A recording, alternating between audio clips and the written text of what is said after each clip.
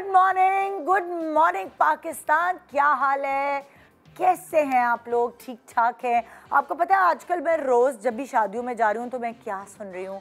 मैं परेशानियाँ सुन रही हूँ लोगों की। यार क्या देखो ना, खाने में ये कहा था वो उन्होंने रखा ही नहीं, कुछ भी कह दो इन केटरर्स को, ये तो बस ऐसे हैं वैसे हैं। मतलब लोगों की परेशानियाँ सारी गहमा गहमी में वो जो परेशानियाँ घर वालों की होती है ना, वो देखने को मुझे मिल रही है। यार देखो ज़रा, दर्जी ने मेरा जोड़ा ख़राब कर दिया, डिज़ाइनर से कितना महंगा जोड़ा लिया था, ये ब्यूटिशियन को देखो ज़रा, इसे मेकअप ऐसा करके भेज दिया, सारा मेकअप उतर रहा है, नाक पे से बेस फट गई है। सो मैं सब तरफ शिकायतें शिकायतें शिकायतें, इतनी सारी बातें सुन रही होती हूँ। अच्छा, हम सुन रहे होते हैं एक तरफ की कहानी, कभी कभार ऐसा होता है कि जो दूसरी तरफ की कहानी होती है वो भी कुछ मायने रखती है। हमेशा एक हाथ से ताली तो नहीं बजती। अगर प्रॉब्लम हुई है, अगर वो कहते हैं ना कि एक शख्स को प्रॉब्लम हो रही है तो दूसरे शख्स को भी कोई ना कोई प्रॉब्लम हुई होगी। ऐसा नहीं हो सकता कि एक ही शख्स बेकसूर हो, दूसरा भी तो थोड़ा बहुत बेकसूर हो सकता है। अब हमारे यहाँ चक्कर क्या है, जब आप कस्टमर सर्विस में आते हैं, जब आप कोई बिजनेस शुरू करते हैं तो हमेशा यही सिखाया जाता है, क्लाइंट इज़ ऑलवेज राइट। और ये अगर आप सैलून्स भी जाएंगे तो वहाँ एक पूरा एक वो कहते हैं पोस्टर बना के लगाया होता है कि क्लाइंट इज़ ऑलवेज राइट। और कोई प्रॉब्लम हो, कोई आपको मुश्किल हो तो आप हमसे कहें। सो क्लाइंट्स की पसंद का और नापसंदीदगी का ख्याल रखना एक्चुअली जो भी बिज़नेस चला रहा होता है उसका फ़र्ज़ हो जाता है हमेशा से। चाहे आपके अंदर कुछ भी चल रहा हो, मगर आप जब कस्टमर सर्विस में हैं तो आपको खुश दिली से ट्रीट करना है, बहुत अच्छे से उनकी बात सुननी है। और अगर उनको गुस्सा भी आ रहा है तो आपने उनकी बात माननी है, समझनी है, सुननी है, उनको थोड़ा तहम्मुल से सब्र देना है कि हाँ हाँ हम कर लेंगे। बहुत सारी चीज़ें होती हैं जो आपका टारगेट होता है, जो आपकी डेट्स होती है उस पर मैच नहीं करती, उस पर पूरे नहीं उतरती, तो अक्सर अब बड़ा झूठ चलता है यहाँ पे। जैसे शादी के गरारे की, अगर मैं शरारे की बात करूँ, वो आपने वेंडर को जब दिया हुआ है बनने को, जब डिज़ाइनर को दिया हुआ है तो आप उसे झूठी डेट बताएंगे। 27 को होनी है तो आप कहेंगे 24 को है, ताकि आपको 3-4 दिन का मार्जिन मिल जाए। और ये झूठ आपको इसलिए बोलना पड़ता है क्योंकि आपको तारीख पे चीज़ें मिलती नहीं हैं। ये प्रॉब्लम है यहाँ के लोगों की। अब वो पूरा एक चेन बनी होती है कि वो जो डिज़ाइनर है उसने वेंडर को दिया हुआ है, वेंडर ने फिर अपने छोटे कारीगर को दिया हुआ है, वहाँ से नहीं आती। और इस तरह पिसता कौन है? क्लाइंट। बहुत सारे लोगों की मैंने देखा है वो इमरजेंसी में अपनी शादी का जोड़ा ख़रीदने गए क्योंकि उनका जोड़ा बनकर ही नहीं आया। स्पेशली जो पाकिस्तान से बाहर रहते हैं लोग, उनके साथ ये बहुत प्रॉब्लम्स उनको फेस करनी पड़ी। सो मैं बेसिकली आज आपको क्या दिखाने जा रही हूँ, मैं जो शिकायतें सुनती आ रही हूँ मैं उसका कुछ जवाब भी आपको देना चाहती हूँ। इन द सेंस कि देखिए, कुछ ना कुछ तो गलतियाँ हम भी करते हैं ना। ऐसा तो नहीं हो सकता कि सारी गलतियाँ वो प्रोफेशनल्स करें जो महारत के साथ, अपने इस टैलेंट के साथ उस शोबे में आए हैं। हम क्या गलतियाँ करते हैं, हमें कोई बताने वाला नहीं है। तो मैं आपको दिखाती हूँ आज आईना कि हम भी गलतियाँ कर सकते हैं। और हम क्या गलतियाँ करते हैं ये आज देखिए, नोट करें ताकि अगली दफ़ा आपको कोई प्रॉब्लम फेस ना करनी पड़े। गुड मॉर्निंग पाकिस्तान ब्रेक के बाद रहिए हमारे साथ एक इन्फॉर्मेटिव ज़बरदस्त किस्म का शो देखने के लिए।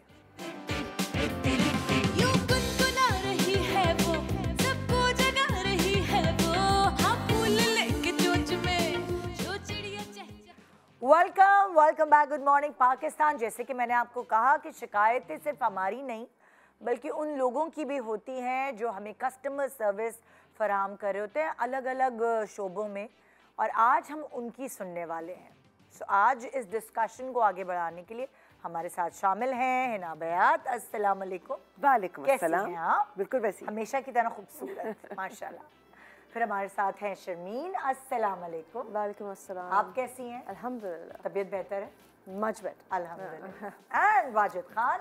अस्सलाम वालेकुम। वालेकुम सलाम। कैसे हैं आप? मैं बिल्कुल ठीक, आप बताएं कैसे हैं? बिल्कुल ठीक। आज हम अपने अंदर ही कीड़े निकालेंगे खुद। पहले होता है ना कि पहले अपने आप को सही करें। अक्सर लोगों को शिकायत होती है दूसरों से, जिसके भी पास जाते हैं लाइक वहाँ कहीं ना कहीं कोई ना कोई प्रॉब्लम्स ढूंढ लेते हैं।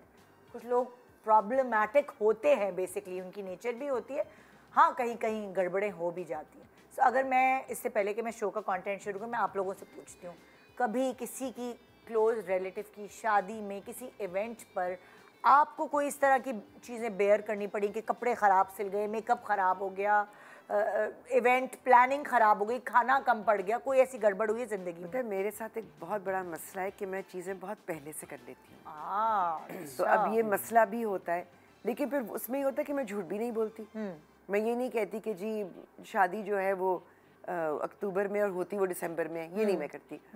मेरी अपनी शादी पे मेरे कपड़े 2 महीने पहले तैयार हो गए थे, तो शादी वाले दिन मेरे कपड़े ढीले हो गए थे। ये क्या डाइट कर रही थी? नहीं, वो आप काम भी कर रहे हैं, आप भाग दौड़ कर रहे हैं, आप वो कर रहे हैं, तो उसमें क्योंकि वो 2 महीने पहले बिल्कुल फिटिंग उनकी सही थी, हाँ, जिस दिन पहनना था उससे एक दिन पहले ट्राई की, कहा हाय ये क्या हो गया। फिर आपने क्या किया? और वो पेशवाज थी, तो आपको पता है उसकी फिटिंग सही आनी चाहिए। एग्जैक्टली। तो बस फिर वो इमरजेंसी में जल्दी से ठीक करवानी पड़ी। हाँ, लेकिन वो प्लानिंग के पर बावजूद बाकी कुछ चीजें गड़बड़ हो जाती हैं। जिंदगी में कोई भी चीज़ ऐसी हुई है आपके साथ के एकदम एन मौके पे गड़बड़?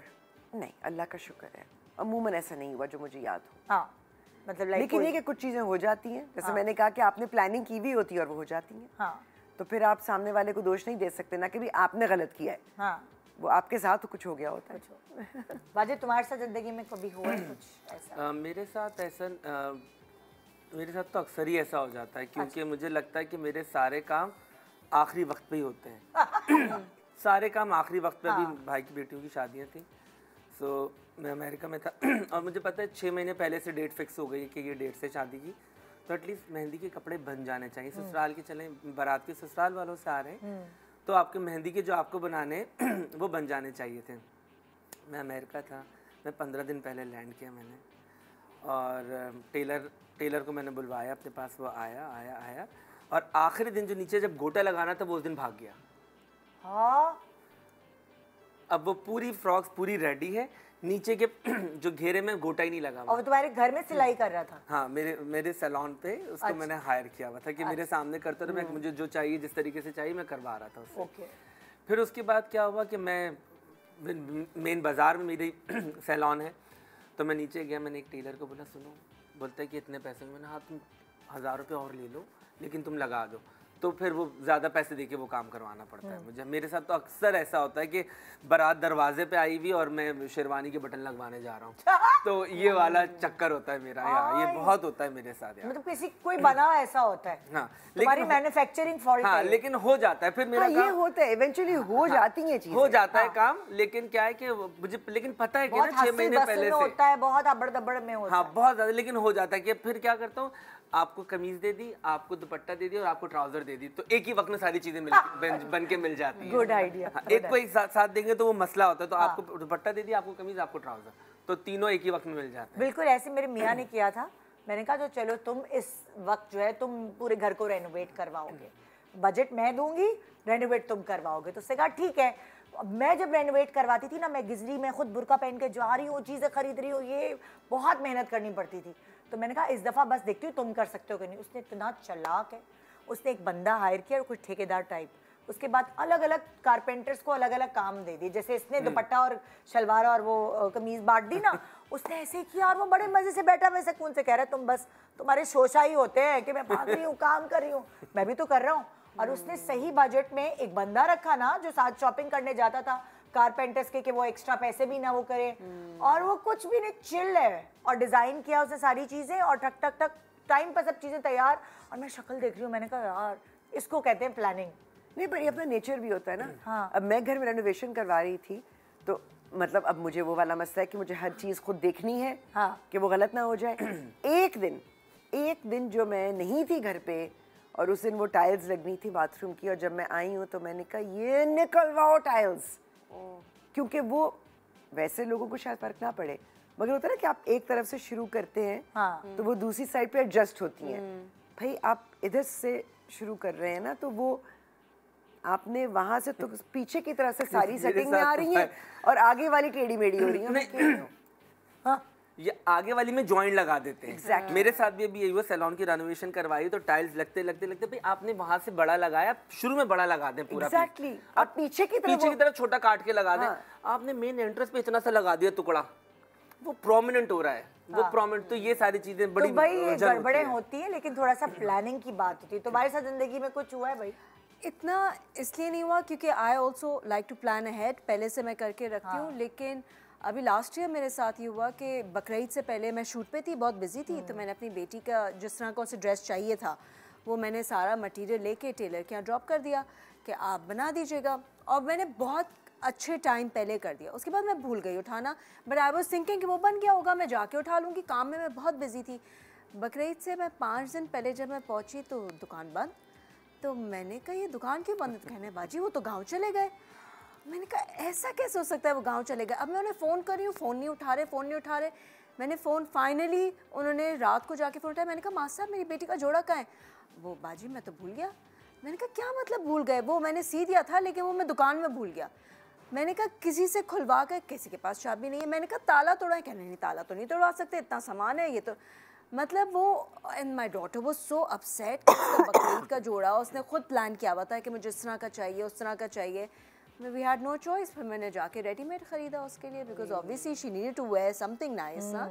तो एक ये हुआ था। फिर दूसरा ये हुआ था कि जब मैं अपना घर सेट कर रही थी तो मैंने भी फर्नीचर खुद ही कारपेंटर से लोकली बनाया, क्योंकि ख़रीदने में तो बहुत महंगा पड़ रहा था। तो मैंने डाइनिंग टेबल कारपेंटर से बनवाई, और मैंने जो उसकी चेयर्स थी, क्योंकि मुझे बेंच स्टाइल और सोफ़ा चाहिए थे, वो मैंने अपने सोफ़े वाले से बनवाए।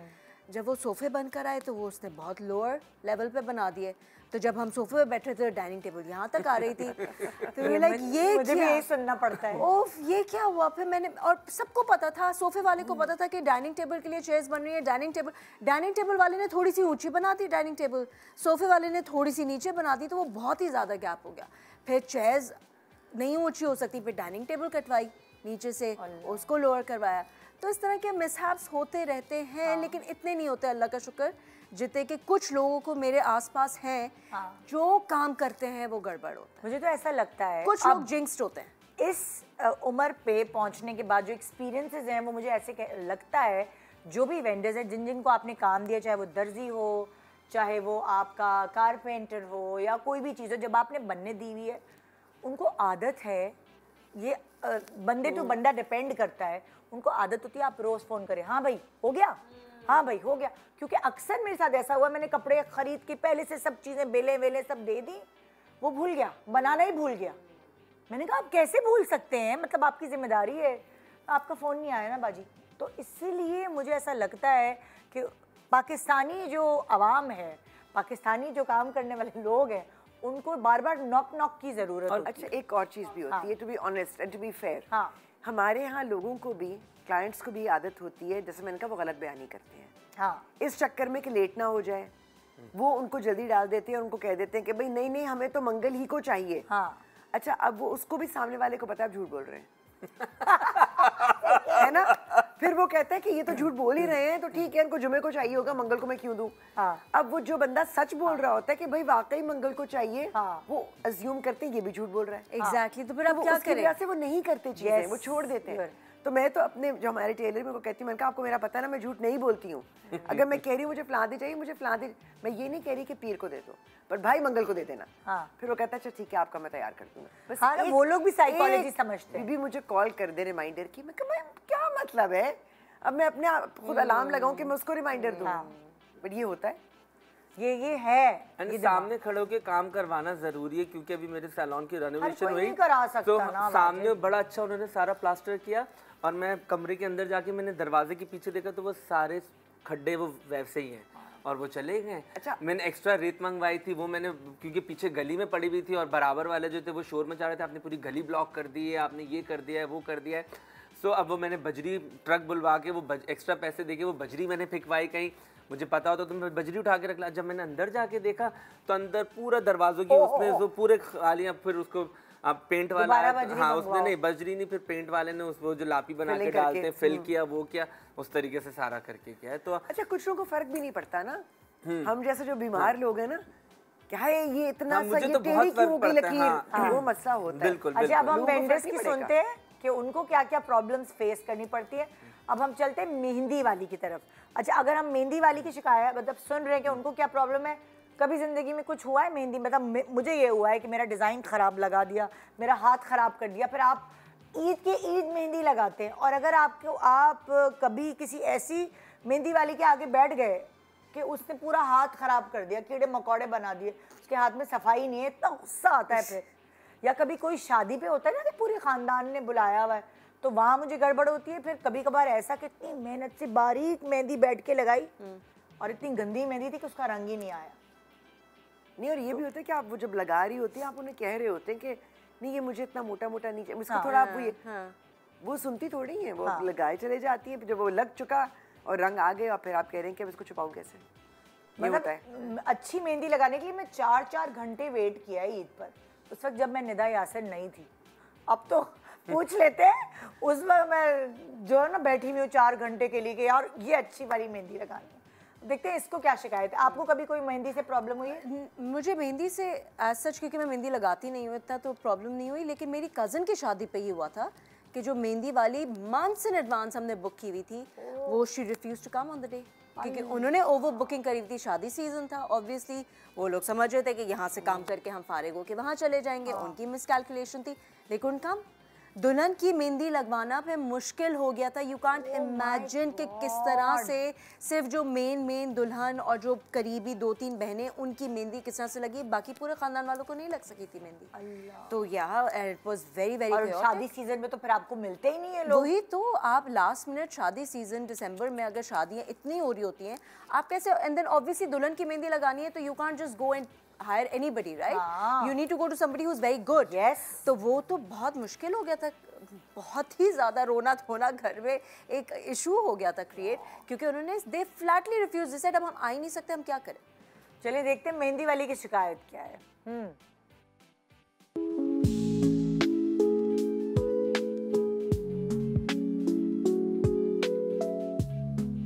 पहली गलती मैं आपको बताती हूँ कि क्लाइंट जो है वैक्स और ब्लीच करके आ जाते हैं, जिसकी वजह से जो है वैक्स ब्लीच करने से स्किन बहुत ख़राब हो जाती है मेहंदी लगाने के बाद, क्योंकि मेहंदी में केमिकल्स होते हैं, थोड़े बहुत होते हैं, तो वो इरिटेट कर जाते हैं। तो प्लीज़ आप मेहंदी लगवाने से पहले ब्लीच और वैक्स करके ना आएँ तो बेहतर है।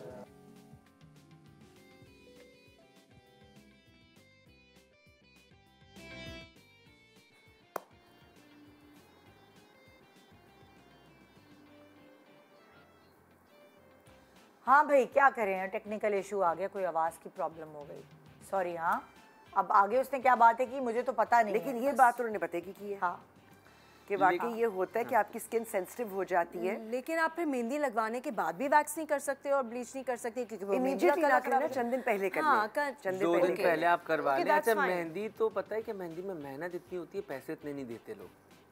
ये तो आप सही। हाँ, मेहंदी में मेहनत बहुत होती है। हम अपने सैलून पे मेहंदी बहुत कम लगवाते हैं, हमारे सैलून पे मेहंदी बहुत कम लगती है, लेकिन जब लगती है तो हम एक हायर करते हैं और वो बहुत हमारी पुरानी है बच्ची, तो हम उसको फिर जो अफोर्ड कर सकते हैं मेहंदी, फिर अदरवाइज क्या होता है यहाँ तक लगानी और पैसे नहीं है, ये भी बहुत होता है ना। हाँ, यहाँ तक लगाओ, मेहंदी में बहुत टाइम लगता है और बारीक लगवानी है, फिर यहाँ पे दुल्हन दूल्हा भी बनवाना है, फिर यहाँ पे अनवर भी लिखना है, यहाँ पे शहनाज भी लिखना है छुपा के पता ना चले, तो ये सारी चीजें भी बहुत होती हैं। तो मेहंदी हम लोग थोड़ा सा कम ही मुझे पता है कि कितना पेंस टेकिंग काम है, क्योंकि मेरी बड़ी बहन की शादी हुई थी लाहौर में, तो उस ज़माने में लाहौर में मेहंदी इस तरह लगाने का कोई रिवाज नहीं था। मेहंदी वाले यहाँ पर बोरी खवातीन थी जो ट्रेडिशनली लगाती थी और वो तिनके वाली लगाती थी। तो आई वॉज 15 और मुझे याद है कि मेरी बहन रोने वाली होगी कि मेरी मेहंदी कैसे लगेगी, वहाँ कौन करेगा। लगती है, मैं आपको बताऊं। नहीं खैर, अल्लाह माफ करे। तो मैंने लिटरली तिनके से उनकी मेहंदी दुल्हन की लगाई थी पूरी, यहाँ तक, और पैरों की भी। कमर टूट गई थी, आंखें रह गई थी, और तिनके से लगाना बहुत टाइम लेता है, लेकिन बहुत बारीक लगती है। अच्छा, लोग तिनके से भी लगाते हैं। मेरे अब्बू ने मुझे पैसे दिए थे। अल्लाह मेरी शादी की मेहंदी, मेरी मंगनी की, सॉरी शादी की नहीं, वो लगी थी, वो नहीं होती कॉमन पिन होती है जो बिल्कुल पिन से लगाई थी मेरी बहन की दोस्त ने, उसकी क्लास फेलो थी, वो बहुत खूबसूरत कलर आ जाता है, कलर आ जाता है, इतनी बारीक का भी आता है। हाँ आता है, लेकिन यार वो मतलब जो तिनके वाली होती है वो लिटरली पिन की तरह लगती है, उसमें टाइम बहुत लगता है। इतनी सी मेहंदी लगी थी, मैंने आज तक नहीं देखी। इतनी सी लगी थी, मगर इतना टाइम लगा था कि मैं सुन हो गई थी पूरी जिस्म, पूरा सुन हो गई। मुझे याद है 8 घंटे लगे थे। ब्रेक के बाद दोबारा वापस आ रहे हैं और टेक्निकल क्या इशू हुए हैं वो देख लेते हैं, उसके बाद अब प्रोग्राम को आगे बढ़ाते हैं। खाली मेहंदी नहीं, बहुत सारे ऐसे लोग, बहुत सारे ऐसे वेंडर्स जिनसे आपको शिकायत होती है, उनको आपसे क्या शिकायत है आज ये सुनेंगे हम। Good morning.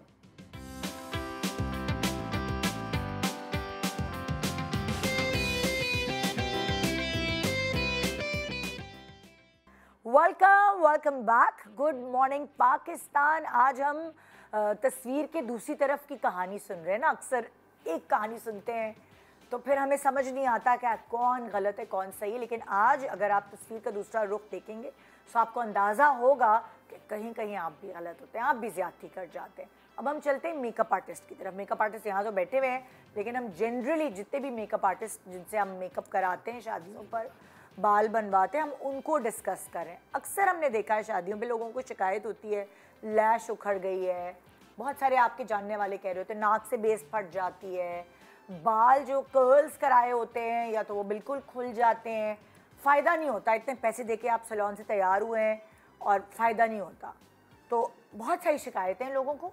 अब देखते हैं कि बेसिकली जनरली मेकअप आर्टिस्ट जो है नॉर्मल, वो क्या कहते हैं, उनको क्या शिकायत होती है लोगों से, और फिर हम आप जवाब देने के लिए आप भी बैठे हो यहाँ पे। जाहिर है मुझे तो आप सरपरस्ती कर रहे हो मेकअप आर्टिस्ट जी। मैं तो सोच रहा हूँ कि मैं भी बता दूं पहले। हाँ, वो आप भी देखने से बताइएगा। पहले। ये एक आम जो हर गली के कोने पे आप सैलून आपको नजर आएगा, उनकी शिकायत है, आपकी भी होगी। जाहिर है आप थोड़े एक्सक्लूसिव मेकअप आर्टिस्ट हैं, सेलिब्रिटी मेकअप आर्टिस्ट हैं, तो इसलिए जी।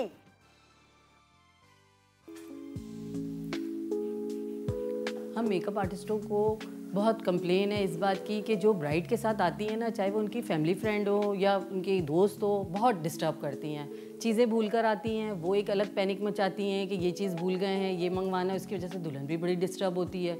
सेकंड ये कि मेकअप के अंदर इतना डिस्टर्ब करती हैं, आपने ये चीज़ नहीं लगाई, आपने कंसीलर अच्छा नहीं किया, आपने लिपस्टिक का शेड ऐसा लगाया है, ये अच्छा नहीं लग रहा है। अरे आप सब्र तो करें, आप देखें तो, पहले तैयार तो हो जाए, फिर आप ये सब बातें कीजिएगा। बीच में इतना तंग करती हैं कि ब्राइड भी बहुत डिस्टर्ब होती है, फिर वो डिस्टर्ब होती है तो वो हमें परेशान करती है, एक पैनिक सा माहौल हो जाता है। सेकंड ये कंप्लेन है कि वो पिक्चर लेकर आती हैं, पिक्चर लेकर आएंगी बिल्कुल अच्छी आर्टिस्टों की, हीरोइंस की, और वो चाहेंगे कि मुझे ऐसा बना दो। तो आप अपने आप को भी तो देखें, आप वैसे कैसे बन सकते। कोशिश तो हमारी होती है कि वैसे ही तैयार करें, उसी तरीके से ही करें, लेकिन ये कि ना उनकी कोई ऐसी स्किन होती है, ना उनके कोई ऐसे हेयर होते हैं, लेकिन वो चाहती हैं कि बस मुझे इस पिक्चर जैसा बना दें। थर्ड कंप्लेन ये है कि वो जो है सर्विसेज कहीं और से करवाती हैं, मेकअप कहीं और से करवाती हैं, उनको पैकेजेस मिल जाते हैं सस्ते वाले, तो वो चली जाती हैं वहाँ पर, वहाँ जाके वो अपनी स्किन को बर्न कर लेती हैं, आईब्रोज पतली कर देती हैं। फिर ये सारी चीज़ें हमें मुश्किल होती है, हमें फेस करना पड़ता है, क्योंकि तैयार होने के लिए तो वो हमारे पास आई हैं, मेकअप तो वो हमसे करवा रही हैं। फिर वो कंप्लेन करती हैं आपने ये चीज़ पतली करी है, ये चीज़ अच्छी नहीं लग रही है, स्किन अच्छी ना, टू टोन स्किन होगी तो वो कितना जितने भी कोशिश करेंगे होगा, आप सस्ती की जगह पे जाके अपने सारा काम ख़राब करके आती हैं। यार जबरदस्त, वैसे ये वाकई ना बहुत एक्चुअली हाँ स्पॉट ऑन वाली बात बहुत दिल जली है ये, बहुत दिल भरा हुआ था इनका लग और रहा ये था। हर किसी की आवाज़ है। मैं आपको बताता हूँ, जब बुकिंग के लिए आती है ना हमारे पास 6 महीने पहले, 8 महीने पहले, अगस्त दिसंबर तक की मेरी भी बुकिंग्स हैं सारी।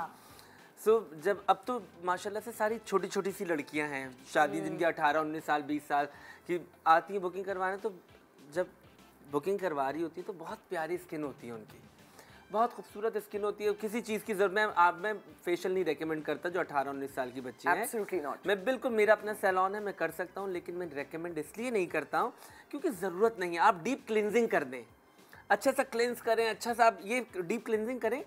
फेशियल में रेकमेंड नहीं करता। अच्छा क्या होता है कि मेन इवेंट वाले दिन आप बेस बना रहे हैं, बेस लग नहीं रहा है, स्किन ड्राई हो गई, पैच बन के, कहीं कहाँ से करवाया था वो उधर से फेशियल करवा लिया था, XYZ हाँ XYZ।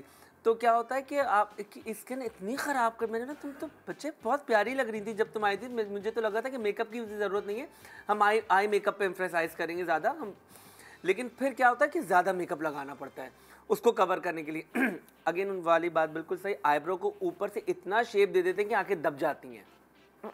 ये सारी चीज़ें होती हैं। दुल्हन आ गई, कपड़े नहीं आए, ठीक है, कपड़े नहीं आए, अच्छा कपड़े आ गए, आज सीने टाइट हो गई, ये सारी चीज़ें बहुत होती हैं। उसके बाद क्या है कि हाँ अगेन वही वाली चीज़, अभी तस्वीर लेके आई, बहुत पहले मैंने एक मोनालिसा का एक मेकअप किया था, सारा लॉरेन। तो ऑफ कोर्स मोना की गर्दन पतली है, मोना की आंखें बड़ी हैं, मोना का नाक छोटा सा है, तीखा सा नाक है, तो आप मोनालिसा नहीं, मैं मेकअप करूँगा वैसे ही, लेकिन आप मोनालिसा नहीं लग सकती हैं। या तो आप कुछ तो आपको मिलता जुलता हो ना, तो मेकअप आर्ट मुझे लगता है कि मेकअप आर्टिस्ट पे छोड़ना चाहिए, क्योंकि वो रोज़ाना के हिसाब से दुल्हने बना रहे होते हैं, वो आपको अच्छा ही करेंगे और आपका अपना नाम ख़राब नहीं करेंगे। तो कंप्लेन यही होती है। कि क्या बोलते हैं कि स्किन ख़राब करवा के आ जाती हैं XYZ सैलॉन से, एंड आई डोंट नो कि वो कौन से सैलॉन है जो 2500 का फेशियल करते हैं, 1000 रुपये में मैनिक्योर पैडिक्योर करते हैं। मुझे नहीं समझ में आता वो कौन लोग हैं और क्या वो डील लगाते हैं, कहाँ से उनको फ़ायदा होता है। मैं आपको बताता हूँ, मेरे सैलॉन पे एक खातून आई, एक हमारी बड़ा फेशियल, एक महंगा फेशियल है, तो कहती हैं ये फेशियल तो वहाँ पे 3000 का हो जाता है। 3000 की तो कॉस्ट भी नहीं है, मतलब उसका एक नेक जेल जो है वही 14,000 रुपये का आता है, फिर आई जेल है 12,000 रुपये का, तो वही तो आप वो लगाते लगाते। अच्छा, फिर मैंने अपनी पूरी ट्रे मंगवाई, मैंने रखा और मैंने एक स्प्रे किया, तो मैंने बोला ये स्मेल आती है, तो बोलती जी बिल्कुल आती है। फिर मैंने एक जो सस्ता वाला था 3000 का क्लिनजिंग करने के लिए, मैंने बोला ये खुशबू आती है जी, ये खुशबू आती है। फिर मैंने अंडर जेल लगाया, ये खुशबू नहीं आती। फिर मैंने एक और लगाया, नहीं आती। फिर मैंने एक्सफोलिएटर लगाया, नहीं। फिर मैंने एक स्प्रे किया, वो खुशबू आती है। और आखिर में जाके एक मास्क लगाया वो, तो 3 चीज़ें वो उसकी लगाते हैं और बाकी वो क्या लगा रहे हैं, लोगों को क्या पागल बना रहे हैं, I don't know. And I am sorry अगर किसी को दिल आज़ारी हो रही हो, किसी को बुरा लग रहा हो, तो प्लीज़ मैं मेरा सैलॉन है ना, मैं उतना ही बोलता हूँ जितना मुझे बोलना है, किसी को नुकसान ना हो। मैं एक्सटेंशन नहीं लगाता, हाँ अगर लगाता हूँ तो मैं बता देता हूँ कि देखिए जी आपके ऊपर है, आपने लगवानी है तो मैं लगा दूंगा, लेकिन अगर पर्सनली मुझसे पूछे तो मैं नहीं लगाऊंगा। एक्सटेंशन मतलब हेयर एक्सटेंशन जो आप फिक्स करते हैं परमानेंट वाली। बहुत सारे लोगों को नमाज में मसले होते हैं, बहुत सारे लोगों को इस तरीके से होता है, तो मैं बता देता हूँ। उस पर भी आपको लगाना है, मैं क्लिप ऑन वाली आपको रेकमेंड करूंगा, बट मैं फिक्स नहीं करता। मैं सच बता के अपना काम करता हूँ। मुझे नहीं समझ में आता कि 1000 रुपए में आपको, लेकिन शिकायतें क्या है लोगों से? शिकायतें तो मेरी यही है ना कि क्या बोलते हैं, कपड़े टाइट बन के आ गए, सही है। फिर जोड़ा होना, एक मेकअप आर्टिस्ट के लिए जोड़े का कलर वगैरह देखना जरूरी है, ताकि वो डिसाइड कर सके। डिसाइड कर सके। अच्छा कलर, चलिए जोड़ा पहना, अच्छा जोड़ा पहनने से क्या होता है, आपको एक आइडिया मिल जाता है, आपको एक फील आती है। मतलब आप कहते हैं कि शर्ट पहना के और फिर मेकअप करें तो जरा उससे एग्जैक्टली। और अगर होता है फिर उसका स्टाइल क्या है, उसका कॉम्बिनेशन क्या है, फिर उसके बाद उससे कॉम्प्लीमेंट करना है और बाल फिर वैसे ही बनेंगे। फिर उसके बाद उनकी जो बड़ी बहन आई भी होती है, उनको देखना है, भाई आपको क्यों देखना है, फिर आप कर ले मेकअप, ठीक है। अच्छा, मैंने देखा सैलून पे ना, अब वो मेकअप आर्टिस्ट के गिर्द एक जमघट्टा लगा हुआ होता है। हाँ। कभी अम्मी चेक कर रही हैं, कभी बहन चेक कर रही है, कभी खाला चेक कर रही है, कभी फिर वो आपस में लोगों की बहस भी शुरू हो जाती है। नहीं ये अच्छा नहीं लग रहा, वो एक कह रहा नहीं अच्छा लग रहा है, वो भाई आप उनको वही वाली बात कि उनको उनका काम कर लेने देना। बहुत दफा ऐसा होता है कि मैं पूरा मेकअप करने के बाद मैं बोलता हूँ कि अब आप मुझे बताएं आपको क्या लगता है, तो फिर क्या होता है, नहीं परफेक्ट लग रहे हैं। एक दफा मेरे साथ एक बच्ची ने किया कि ये कर लें, यहाँ से देखिए थोड़ा सा, तो मैंने मेकअप का ब्रश यूँ रखा, मैंने बोला बेटा ये ब्रश है, और मैं बाहर चला गया। मैंने बोला मैं आपसे लड़ नहीं सकता, मेरा नाम आपके साथ जाएगा, अगर मैं काम ख़राब करूँगा तो मेरा नाम ख़राब होगा, तो आप कर लें। तो उसने नहीं, जब पूरा हो गया तो बोलते हम सॉरी मैंने आपको बहुत तंग किया। तो ये होता है कि अब हम लाइव दुल्हन दिखा दें। बहुत सारे लोगों को मेकअप का कुछ नहीं पता, लेकिन उनको लाइव दुल्हन देखनी है। तो मैं कैसे दिखा दूँ आपको, हर किसी के आप इजाज़त नहीं देंगी कि कोई दूसरा सेट पे से आके आपको देखे। तो बहुत सारे लोगों की अपनी चॉइस होती है कि आप दिखाएंगे या नहीं दिखाएंगे। तो ये सारी अक्सर ऐसे भी तो होता है सैलून में, मैंने देखा है कि जब आप अपॉइंटमेंट लेने आ रहे हैं अपनी बेटी के लिए या कुछ, तो आपकी दुल्हनें तैयार हो रही होती हैं और फिर वो वहाँ पे आके देख रहे होते हैं कि कैसा काम करता है या क्या। हाँ ये सब अच्छा मुझे ऐसा होता है आपके ये पास? सारी बहुत सारी चीज़ें होती हैं। अच्छा मुझे तो अक्सर औकात ये सुनने को मिलता है आप एक जैसे ही हेयर स्टाइल बनाते हैं। हाँ। वो मेरा स्टेटमेंट है ना, वो मेरा स्टाइल है, तो मैं एक जैसे ही बनाऊंगा। आपको अच्छा लग रहा है आप करवाएं, आप मुझे एडवाइस ना दें। आपको मैं एडवाइस दे सकता हूँ कि अच्छा आप ये करवा लें, ये करवा लें, ये करवा लें, ये आपको अच्छा लगेगा। नहीं अच्छा लग रहा है आप एक बतिंदर बना हुआ सैलून का, मुझे चले जाए। आप जैसे अगर कोई आपके पास आए हैं अपॉइंटमेंट लेने के लिए ब्राइडल के लिए, तो क्या आप उनको कुछ एडवाइस देते हैं कि भाई जब आप एक्चुअली मेकअप के लिए आएंगे इतने महीनों बाद, तो आप ये चीज़ें ना करके आएं? बिल्कुल बिल्कुल मैं एडवाइस देता हूँ। मैं आईब्रो देखिए मेरा अपना होता है, आईब्रो में खुद बनाता हूँ। हाँ ठीक है, आईब्रो में खुद बनाता हूँ। और बाल मैं बोलता हूँ कि ना कटवाना, बहुत छोटे छोटे बाल करवा के आ जाते हैं। आप मेकअप आर्टिस्ट हो, आपको आईब्रो बनानी आती है, मगर हर मेकअप आर्टिस्ट को नहीं आती आईब्रो बनानी। ये मैं आपको बताऊं, ये बात भी हर किसी को नहीं लेकिन आपके डूज एंड डोंट्स की ऐसी एक लिस्ट होनी चाहिए कि बिल्कुल ये मत बिल्कुल। करके आइएगा। फेशियल ना करवाइएगा, मैं बता देता हूँ, फेशियल ना करवाइएगा, आईब्रो कहीं से ना बनवाइएगा। सर्विसेज मेरी कोशिश होती है कि सर्विसेज हमारे पास से ना करके आइएगा। अगर आपके बड़े बड़े बाल हैं तो बिल्कुल गोल्डन बाल अजीब लगता है दुल्हन के। अच्छा कुछ लड़कियां होती हैं उनको ब्लीच चाहिए ही चाहिए। आप कुछ भी कर लें, कुछ लड़कियां होती हैं उनको चाहिए ही चाहिए, वो नहीं ब्लीच के बगैर वो सेटिस्फाई नहीं होती, उनको वो बाल गोल्डन चाहिए। सो ये ज़्यादा कंप्लेन सिर्फ यही होती है कि स्किन बिगाड़ के आ जाती है। ओके अच्छा, अब नेक्स्ट कंप्लेन किसकी है?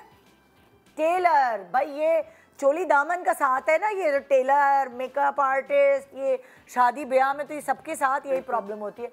अब टेलर से तो बहुत सबको शिकायत होंगी। चलें आइए देखते हैं इसको बेचारे को क्या शिकायत हो सकती है खवातीन से। सबसे पहली गलती तो वो ये करते हैं कस्टमर्स के, वो कपड़ों को शिलिंग करके लेके नहीं आते, जिसकी वजह से जब वो एक मरतबा पहन लेते हैं उसके बाद जब उसकी धुलाई होती है, वॉश हो जाने के बाद वो कपड़ा जो है सुकड़ जाता है, चुस्त हो जाता है, जिसकी वजह से उनको दोबारा जब वो पहनते हैं तो टाइट होता है। उसका ब्लेम भी हमारे सर आता है कि भाई आपने जो है ना नाप गलत ले लिया था, कटिंग सही नहीं करी थी, इस वजह से ये हमें टाइट हो गया है। अक्सर कस्टमर ये गलती करते हैं कि जब वो अपना कपड़ा लेकर आते हैं, मिसाल के तौर पे लॉन का सूट लेकर आए हैं तो वो लॉन की जगह लॉन के सूट सिलवाने के लिए जॉर्जेट का नाप लेकर आते हैं, या जॉर्जेट का सूट लेकर आते हैं लॉन वाला नाप लेकर आते हैं, तो उसकी ये भी सबसे बड़ी गलती होती है कि उस सूट के नाप में बड़ा फ़र्क आता है, जिसकी वजह से वो नाप जब 19-20 हो जाता है तो उसका ब्लेम भी हमारे सर आता है। अच्छा, अक्सर कस्टमर ये गलती भी कर जाते हैं कि वो शीशे का जो वर्क हुआ होता है, स्टोन वर्क, वो वाला कपड़ा लेकर आते हैं और कहते हैं कि जो हमने आपको नाप दिया है बिल्कुल सेम इसी तरह से आपने इसको सी के देना है। हमें परेशानी ये आती है कि उसकी कटिंग में परेशानी आती है, सिलाई में परेशानी आती है, नीडल जो है वो उस कपड़े पे चलती नहीं है, तो इस सूरत में सारा ब्लेम हमारे सर आ जाता है कि आपने हमारा सूट सही नहीं सिया। बस इतनी सी शिकायत है इनको। अच्छा, इनकी जो शिकायत है ना, इनको भी वही वाली बात जैसे मैंने वाजिद से कहा कि डूज एंड डोंट्स का तो आपको पता है ना, टेक्निकली आप जानते हैं, एक ले पर्सन तो नहीं जानता।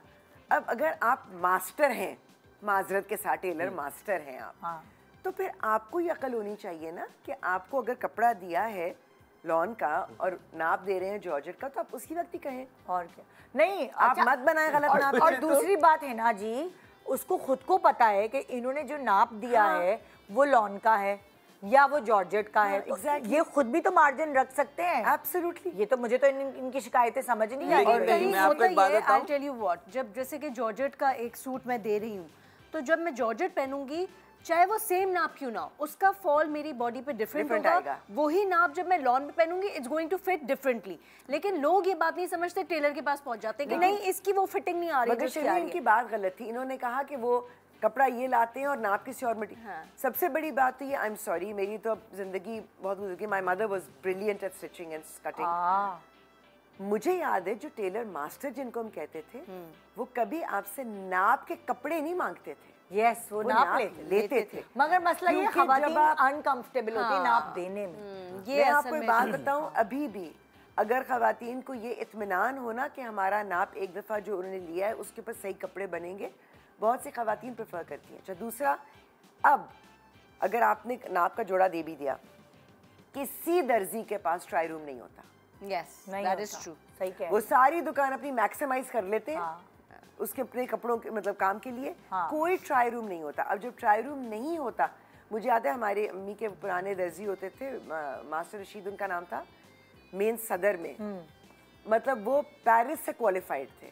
दुकान उनकी छोटी सी थी, मगर उन्होंने सिर्फ एक वो रॉड लगा के ना कर्टन लगाया हुआ था कोने में, वो उसको खोल देते थे, वो दुकान में यूज़ भी हो जाता था, और जब किसी ने ट्राई करना होता था तो वो बंद कर लेते थे। वहीं पर जो 19-20 की प्रॉब्लम आ रही होती थी, स्पेशली जो फिटेड कपड़े होते हैं, साड़ी के ब्लाउजेस होते हैं, ऐसी कोई चीज़ होती है, वहीं पता चल जाती है। अब आप टेलर से घर लेकर आते हैं, फिर आप पहनते, फिर आप उसको समझा रहे हैं है ना कि अब यहाँ से ये वो नहीं है तो यहाँ से ये नहीं है। पहले का तो दौर अलग था ना, अभी तो वो ऐसा डर ही लगता है कि कैमरे ना लगा दियो कहीं पे। नहीं, देखिए मेरी बात सुने, हर दौर में हर तरह की चीज़ें होती हैं, ठीक है, वो हर दौर में होता है। आपने और जगह पे भी ट्राई रूम्स होते हैं, बड़ी बड़ी दुकानों में, मॉल्स में भी तो होते हैं, रेस्ट रूम्स भी होते हैं, तो वो चीज़ें एक अलग कहानी है। आपने काम का मयार गिरा दिया है क्योंकि आप खुद वो मयार अचीव नहीं करना चाह रहे, आप भी वो चला रहे हैं। अच्छा, इसने एक और शिकायत की श्रिंक करने की, कपड़ों को। ये भी दर्जियों का काम है। अब मेरा टेलर जो है वो पूछ लेता है कि बीबी आपने श्रिंक करके लाई है या मैं कर दूं। ये भी क्या पूछते हैं। स्त्री पानी वाली स्टीम वाली आयरन है उससे। अब तो मुझे भी आगे, क्योंकि जब यस मेरा टेलर भाई मेरे अभी तो मेरे सैलून पे उसने सारे कपड़े सिए थे ना, तो अब मेरे पास एक बड़ी हैवी आयरन है, उसका बटन दबाए तो पानी निकलता है। अच्छा वो जो हम ओके। और देख कपड़ा श्रिंक करता हुआ दिखता है आपको, सुकड़ता हुआ। हाँ मैं तो अब क्या बोलते, कभी मैं अगर 9 बजे के बाद फ्री हो गया और वो सी रहा है तो मैं आयरन करने के लिए खड़ा हो जाता हूँ उसके साथ कि तुम करते जाओ, मैं पैनल पे आयरन मार दिया, ये सारी चीज़ें। तो वो कपड़ा टेलर लोग कर लेते हैं। और अब तो मुझे इतनी मैं तो आपको पता है सिल्क के कपड़े भी जो प्योर सिल्क होते हैं मैं उसको भी डिप करके निकाल देता हूँ। क्यों भाई? वो डिप करके निकाल, वो भी श्रिंक होते हैं। हाँ सिल्क भी श्रिंक होता है। अच्छा सिल्क। अच्छा देखिए मुझे एक बात बताएं, अगर आपने तो ढीले, आजकल तो फैशन चला हुआ है, बिल्कुल फिटेड का तो फैशन ही नहीं है, तो ढीले को भी हम श्रिंक करें, वो मजा ही नहीं आता। अगर आप क्योंकि जब लाइनिंग लगती है इसलिए करना पड़ता है क्योंकि कई मटेरियल्स ऐसे होते हैं, अब जैसे जॉर्जेट्स इनको कोई फर्क नहीं पड़ेगा, लेकिन सिल्क्स में, कॉटन्स में जहाँ श्रिंकेज होती है वो जो आप एक बार श्रिंक कर देते हैं ना तो फिर वो एग्जैक्ट वो जो अगर आधे इंच का भी फर्क आ रहा है ना तो आपकी शेप में फर्क आ जाता है। और क्या बोलते हैं फिर आप कैलेंडर करवा लें ना, उसको कैलेंडर करवाएं तो कपड़ा बिल्कुल आपका नया सा हो जाता है। और कैलेंडर कराना क्या होता है? अगर हाँ आपका कपड़ा बिल्कुल मशीन में से निकल के बिल्कुल पेपर की तरह हो जाता है। रॉ सिल्क वगैरह हो गया या आपका जो अतलास बहुत आराम से अगर आप उसको डिप करके भी सिल्क को निकाल लेते हैं, वो जब हेवी इस्त्री से आयरन होता है तो बिल्कुल। वैसे मोस्टली सिल्क्स जो होते हैं हम डाई भी कराते हैं तो वो डाई होने में भी श्रिंक हो जाता है, तो ये then you don't need to shrink. Exactly. तो जो हम मार्केट से भी कलर डाइड कपड़ा खरीद रहे होते हैं वो क्योंकि डाई के प्रोसेस से गुजरा हुआ होता है तो वो श्रिंक हुआ होता है, आपको उसको श्रिंक कराने की जरूरत होती है। फिर वो लेकिन वो जो लॉन के जोड़े जो प्रिंटेड वगैरह है उसको आपको श्रिंक करना वो तो दर्जी लोग उस वक्त ही स्प्रे गन से मारते मारते भी वो श्रिंक कर देते हैं। नहीं लेकिन मुझे अच्छे से याद है हमें भिगो के श्रिंक करके देने पड़ते थे। लेकिन आप टेलर्स कर लेते हैं, शी इज राइट कि आप अगर बता दें कि श्रिंक कर दें, वो टेलर्स के पास देखो, अगर टेलर्स की दुकानें बड़ी है उनको सुखाने के लिए जगह नहीं है उनके पास, और टाइम नहीं, मेरा टेलर तो कर देता है, निदा वो करते हैं। हाँ नहीं यार काम ज्यादा पकड़ लिया है, काम ज्यादा पकड़ लिया है, टाइम नहीं। अब तारिक रोड पे याद है तो वो फिर ऐसे कर देंगे, फिर हमें प्रॉब्लम। अब जो लॉन आती है ना, पहले जो लॉन आती थी वो प्योर कॉटन होती थी, एब्सोल्युटली। अब मिली भी होती है। अब जो लॉन आपकी आती है वो उसमें श्रिंकेज नहीं होती। ये सही कह रही है। और कोई शिकायत होगी किसी को? क्योंकि अभी टेलर भाई ने इतनी शिकायतें बताई। नहीं, आपको याद है हमने आपके साथ एक शो किया था पहले कि आपने एक बजट दिया था कि सारे सेलिब्रिटी को कपड़े बनवाने थे। तो मैंने तारिक रोड से एक आंटी से कपड़े बनाए थे राबी सेंटर में, वो बहुत अच्छे सीती हैं कपड़े, लेकिन उस 1.5-2 साल हो गए शो को हमारे। एक जोड़ा मैंने उनके पास दिया था, वो अभी तक सिल के नहीं मिला है। हाँ तो बहुत सारे ऐसे काम वाले होते हैं वो अभी जो एम्ब्रॉयडरी वाले होते हैं, वो पैसे पकड़ लेते हैं। शादी याद है, एक ब्रेक के बाद बताइएगा आप उस शादी का कैसा। Good morning Pakistan.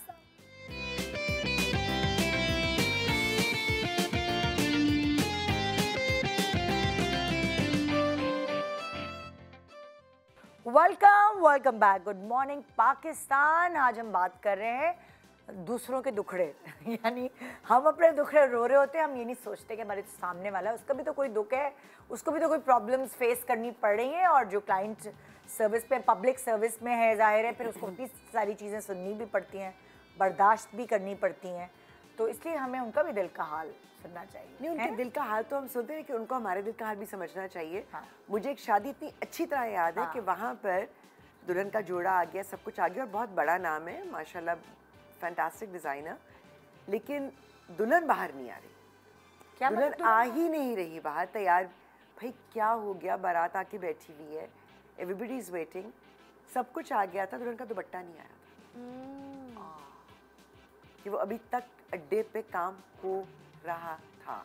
यार ये बहुत बड़ी ज्यादती थी। और इवेंचुअली ये हुआ कि फिर वो उनकी फैमिली में से किसी ने अपने किसी जोड़े का दुपट्टा उसको उड़ाया and the bride came with a different दुपट्टा। आपके साथ तो ये हुआ था, हमने एक ब्राइड बनाया, बहुत प्यारी मेरी ब्राइड थी, सानिया मस्कतिया का जोड़ा था, ब्यूटीफुल जोड़ा, और उसने दुपट्टा अलग से बोलती, वाजिद भाई ये मैंने 4 लाख का दुपट्टा सिर्फ बनवाया है, तो ये ओढ़ूं कि नहीं ओढ़ूं। पहले यूँ रखती थी, फिर यूँ करती थी, यूँ रखती थी, आखिर में बोलती, वाजिद मैं नहीं ओढ़ रही, दुपट्टा यूँ रख के चलेंगे।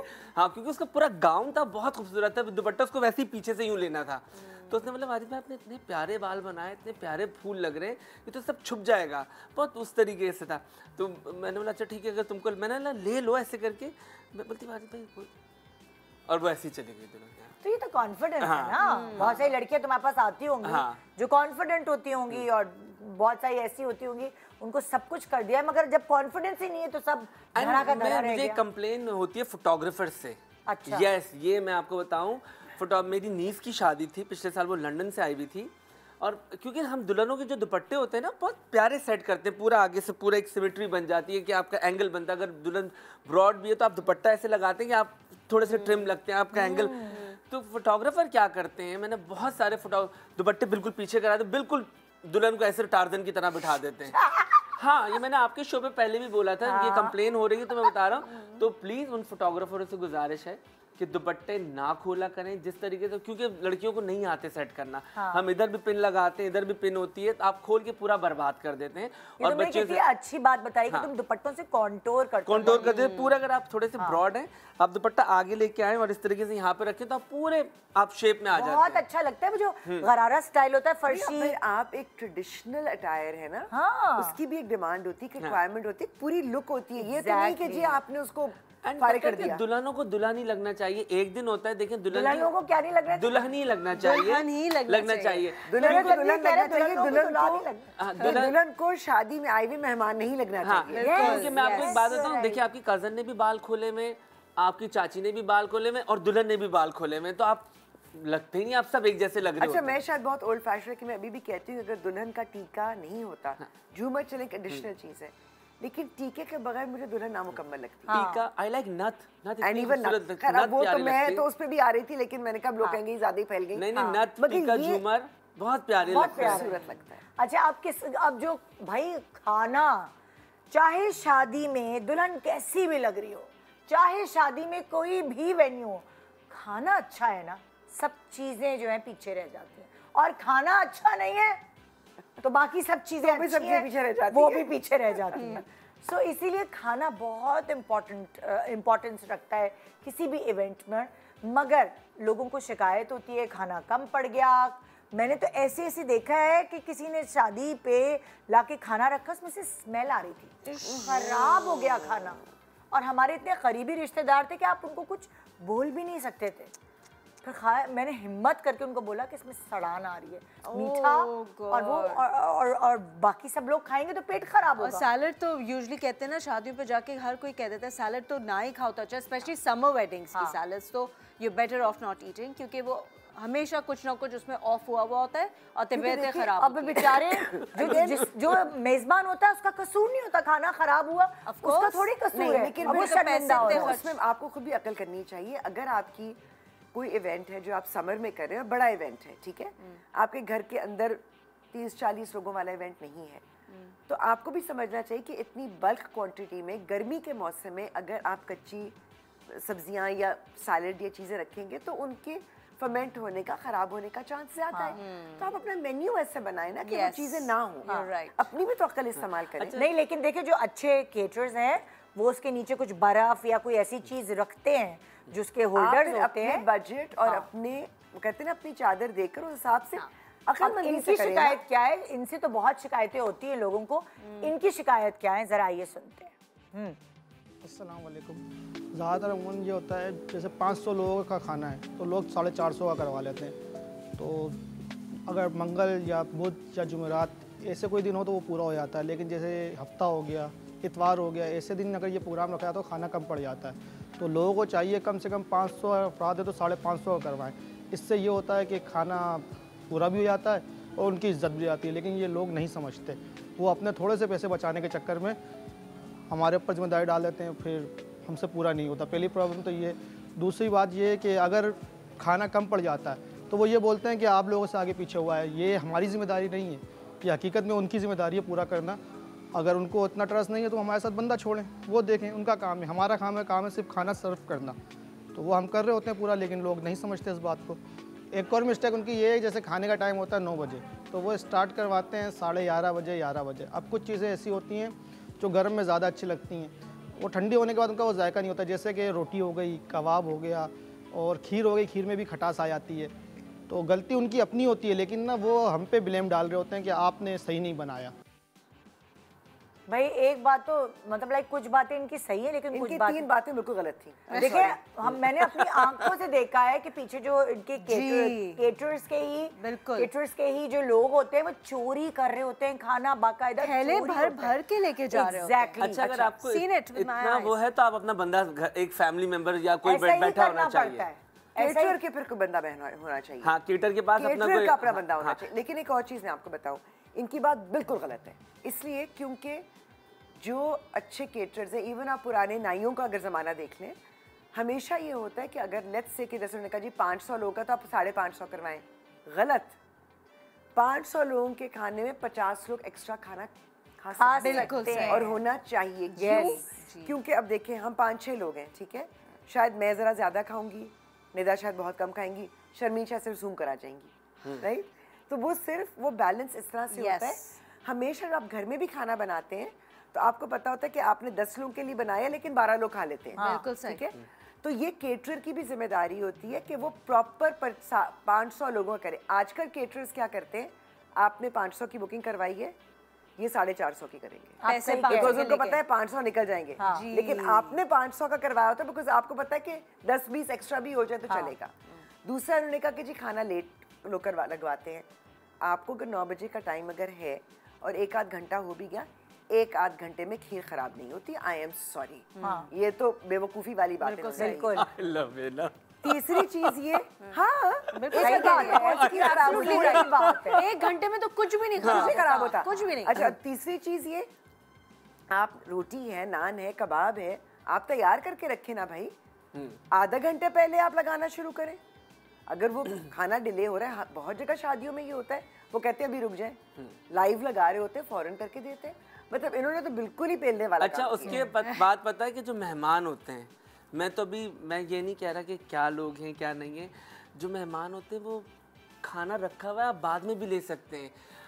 इतना एक्स्ट्रा इतना खाना ज़ाया करते हैं, इतना खाना ज़ाया करते हैं। मैं कितनी दफ़ा तो मैं गुजरते हुए पता है मुझे लगा 6 साफ कबाब है, मैंने उसकी प्लेट में से उठा के खा लिया।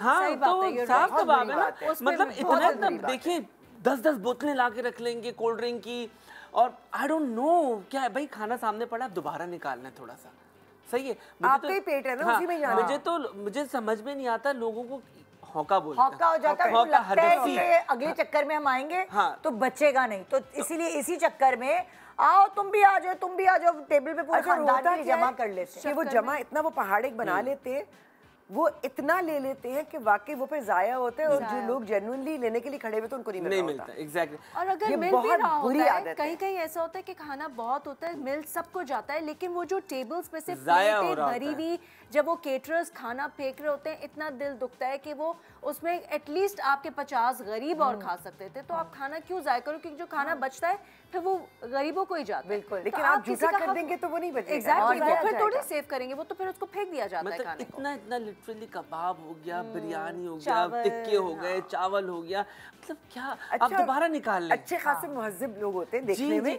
अच्छा, और फिर वो लाइन में लगेंगे, और फिर अब लाइन में खड़े ना, निदा आ जाओ तुम भी डाल लो फलाना। अच्छा, पीछे 6 लोग खड़े ने के भाई, वो भी लाइन में लग जाते हैं। अच्छा, मेरे कुछ कजन्स हैं, मेरे कुछ कजन हैं, मुझे पता है वो खाते ज़्यादा हैं, तो उनकी प्लेट में भरा हुआ अच्छा भी लगता है। मुझे पता है वो छोटे बच्चे हैं, वो खाते ज़्यादा हैं, तो वो पूरा ख़त्म करते हैं। तो वो जब घर में भी आते हैं तो हमें पता होता है कि अच्छा भाई वो खाते हैं, वो पेट भर के खाते हैं मज़े से। और मेरा तो एक कज़न जो अमेरिका में होता है, वो तो पूरा प्लान करता है, शादी में जाना है तो वो दिन भर से कुछ नहीं खाएगा। हाँ, वो प्लान करता है शादी में। Honestly speaking, I do that too, क्योंकि शादी का खाना नवीद फैमिली वो पूरा प्लान करते हैं कि वो अच्छा शादी में जाना है तो भाई या तो बाहर जाके, अगर बाहर भी LA से ह्यूस्टन आते हैं स्पेशली खाना खाने के लिए, तो वो एक दिन वो बारबेक्यू जाएगा, एक दिन वो 2 दरिया जाएगा, एक दिन वो फूड स्ट्रीट जो है वहाँ जाएगा। वो पूरा प्लान करता है कि आज मैंने ये खाना इस तरीके से। तो जो खाने वाले हैं वो खाए भी, लेकिन अच्छा, अब हम शिकायत सुन रहे हैं उस वेन्यू की जहां आप शादियां रखते हैं या कोई भी इवेंट रखते हैं, हॉल्स वाले, जो बैंक्वेट हॉल्स वाले। जी, अब क्लाइंट जब हमारे पास आता है तो हम क्लाइंट को समझाते हैं भाई ऑफिशियल टाइमिंग हमारी 11 बजे तक की है, ठीक है ना। अब वो जो है 12 बजे जब हम लाइट्स वगैरह स्लो करने की कोशिश कर रहे होते हैं तो फिर वो आगे से आ जाते हैं, क्योंकि ज़ाहिर बात है हमें भी सामान वगैरह उठाना होता है, सफाई करवानी होती है, 10 मामलात होते हैं। जब हम लोग अपनी सफाई वगैरह रूटीन के हिसाब से करवाना शुरू करते हैं तो फिर पार्टी अंदर आती है, शोर करती है कि भाई क्या नाम है, हमारा जो ना पर्स चोरी हो गया, उसमें कीमती अशिया थी। मतलब वो सारी जिम्मेदारी हम पे डाल देते हैं, अपनी बात को नहीं। अच्छा, फिर आ कितने बजे रहे, 10 बजे 10:30 बजे आना शुरू करते हैं। जब 10 साढ़े 10 बजे आना शुरू होंगे तो 12 बजे वो कैसे निकलेंगे।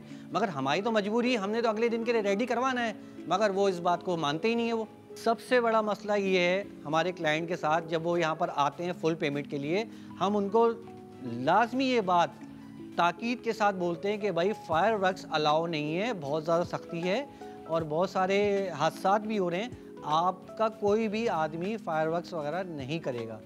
मगर हमारे क्लाइंट यहाँ से तो चले जाते हैं, मगर जब वो लोग सेम डे आते हैं अपने प्रोग्राम इवेंट वाले दिन, अब उनका मसला ये होता है कि जैसे ही बस से उतरते हैं ईंटें ढूंढते हैं और फायरवर्क्स जला देते हैं। इतनी देर में हम बाहर आते हैं, आधे से ज़्यादा फायरवर्क्स चल चुके होते हैं, मगर इस बात पे वो लोग सुनते नहीं हैं।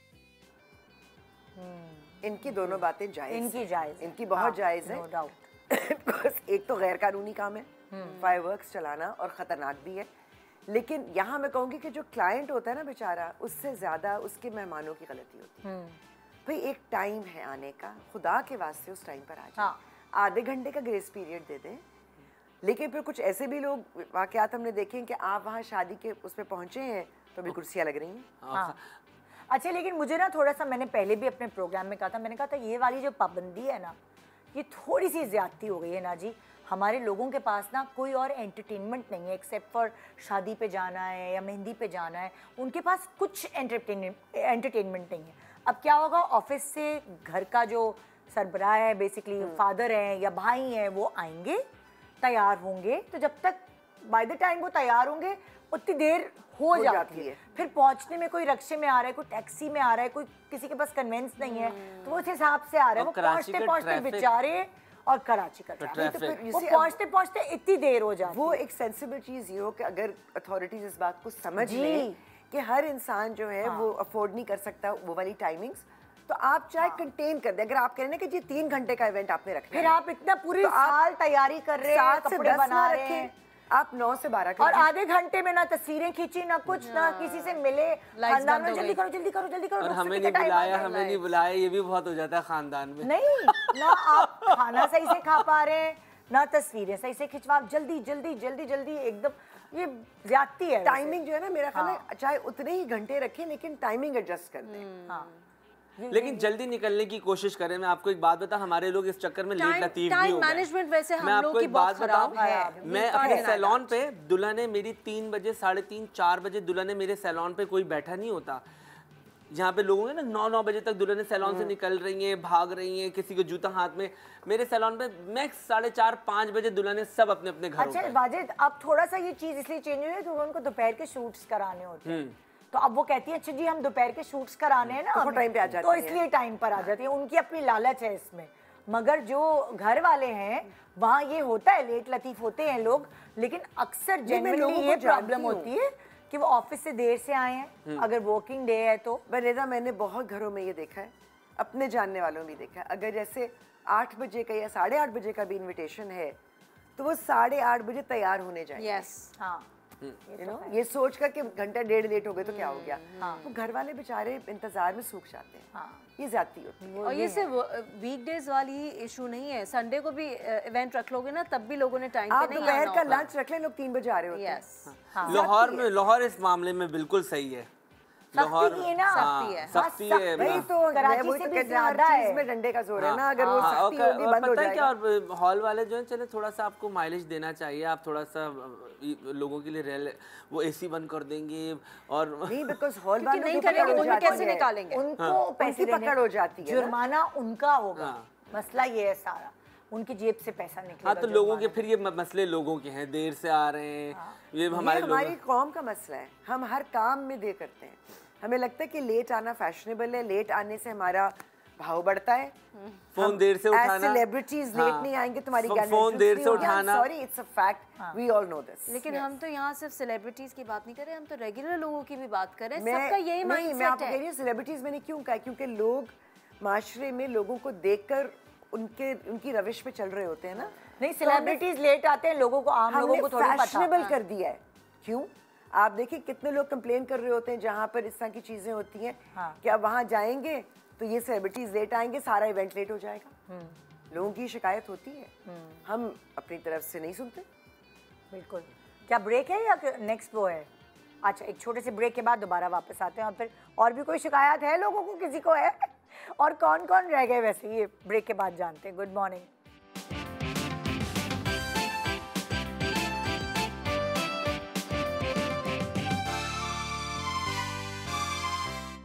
Welcome back. Good morning Pakistan. जी आज हम डिस्कशन कर रहे हैं कि तस्वीर के उस रुख की तरफ देखा जा रहा है कि शिकायतें पब्लिक से क्या हो सकती हैं वेंडर्स को। सो अब हम चल रहे हैं ज्वेलरी वाले की तरफ, और ज्वेलरी जो गोल्ड की ज्वेलरी या चांदी की, ये वो सारी चीज़ें, उसमें भी शिकायत होती है। वैसे क्या क्या शिकायत हो सकती है आम लोगों को? क्या शिकायत होती है कि गोल्ड सही इस्तेमाल नहीं किया होगा, या क्या क्या हो सकती है शिकायत? उन्हीं से पूछें, पहले उनकी शिकायतें पहले उनकी हाँ, पहले उनका कर लेते हैं और फिर ठीक है, आइए चलते ज्वेलर्स की तरफ। कस्टमर की मेन गलती ये होती है कि कस्टमर हमारे पास चीज़ पसंद करता है कैटलॉग में, उसने सेट पसंद करा, मिसाल है 6 लाख रुपए का, अब वो वही चीज़ चाहता है 3 लाख रुपए में बनवाना। अगर वो ये करने की कोशिश करेगा तो लाजमी सी बात है चीज़ हल्की होगी तो टूटेगी, या तो उसका वेट हल्का होगा या फिर उसका कैरेट हल्का होगा। अब 6 लाख वाली चीज़ 3 लाख रुपए में तो नहीं हो सकती ना।